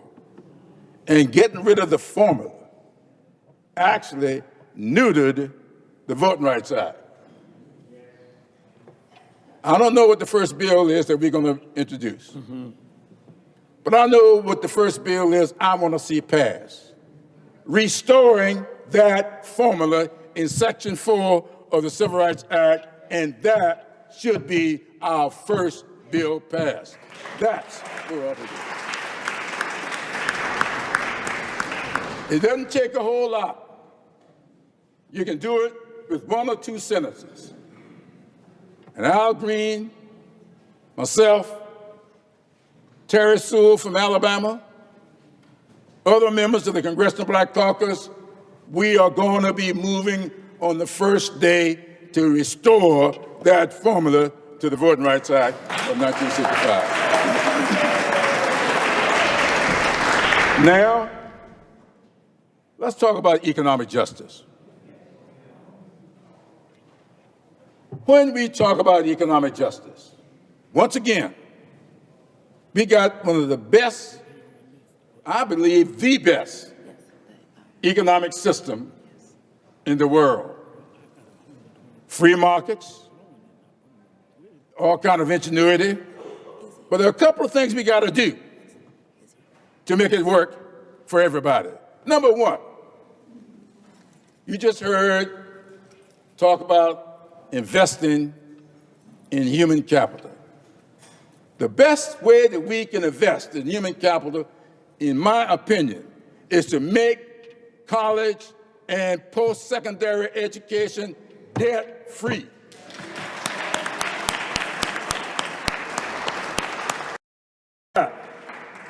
Very simple. You just heard what we do to start businesses. If somebody wants to start a business, they go to the federal government and they can get a loan at 1 or 2 points above prime. I say student loans ought to be no more than 1 or 2 points above prime, the same as we do for businesses. Right. Putting an 8% interest on student loans and pile you up with debt when you graduate I had an employee had $160,000 in debt when he graduated. We can get rid of that. And that's a second thing we need to do. And I'm not telling you what I'm dreaming about. This is going to be legislation introduced the moment we open the next Congress. And that is this. We hear all this talk about what we need to do for college education. That's fine. How do we define college education? You know what I just said? Post-secondary education. I majored in history. History, no history major I know can make these lights work. I can teach you about what happened way back yonder, but I don't know a thing about how to turn these lights on. I don't know a thing about fixing the plumbing in this building. We ought to make sure that we provide as much assistance for people who want to be electricians, who want to be plumbers, who want to be landscapers. They ought to get the same support from the federal government that us history majors get. I told a group of students one time, if I get into my automobile and start back home and something happens to my automobile, Al, I ain't calling no lawyer. I'm calling the automobile mechanic. That's right. That's right. If I get up in the morning and turn on my water faucet and no water comes out, I ain't calling no doctor. I'm calling a plumber. We got to understand, doctors need plumbers, plumbers need lawyers, lawyers need automobile mechanics. We all need each other, and no one of us is any more important than the other. And that's what we've got to do. Finally, I want to say this. This campaign this year was about restoring America's goodness. Meanness flowing from the White House. Meanness spewing over the television sets. Meanness standing behind mics all over this country. For too long, meanness has prevailed. We stopped some of it last week. We got to work on stopping the rest of it between now and next year this time. And we can do it. How do we do it? Legislation coming to the floor. It's got to address your dreams and your aspirations. We got to make this economic system, this great system, work for everybody. That's what Barack Obama was doing when we worked closely with Reverend Al trying to get the votes to pass the Affordable Care Act. He saw something that needed to be repaired. I just told you, my wife had a stroke, came from diabetes. She's had 5 vessel bypass surgery from diabetes. She's had total kidney failure from diabetes. But she's still with me today because she's got good health insurance. Everybody should have good health insurance.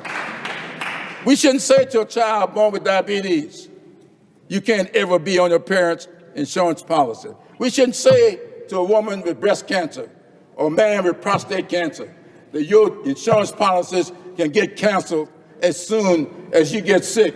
We shouldn't say to any family that you will have a lifetime ceiling on the benefits that you can receive for this insurance policy that you've been paying into for 35 years. We removed all of that with Obamacare, and we are going to keep it for all of Americans to benefit from. We aren't going to let them get rid of protection for people with pre-existing medical conditions. We are never going to sit back and let them do that.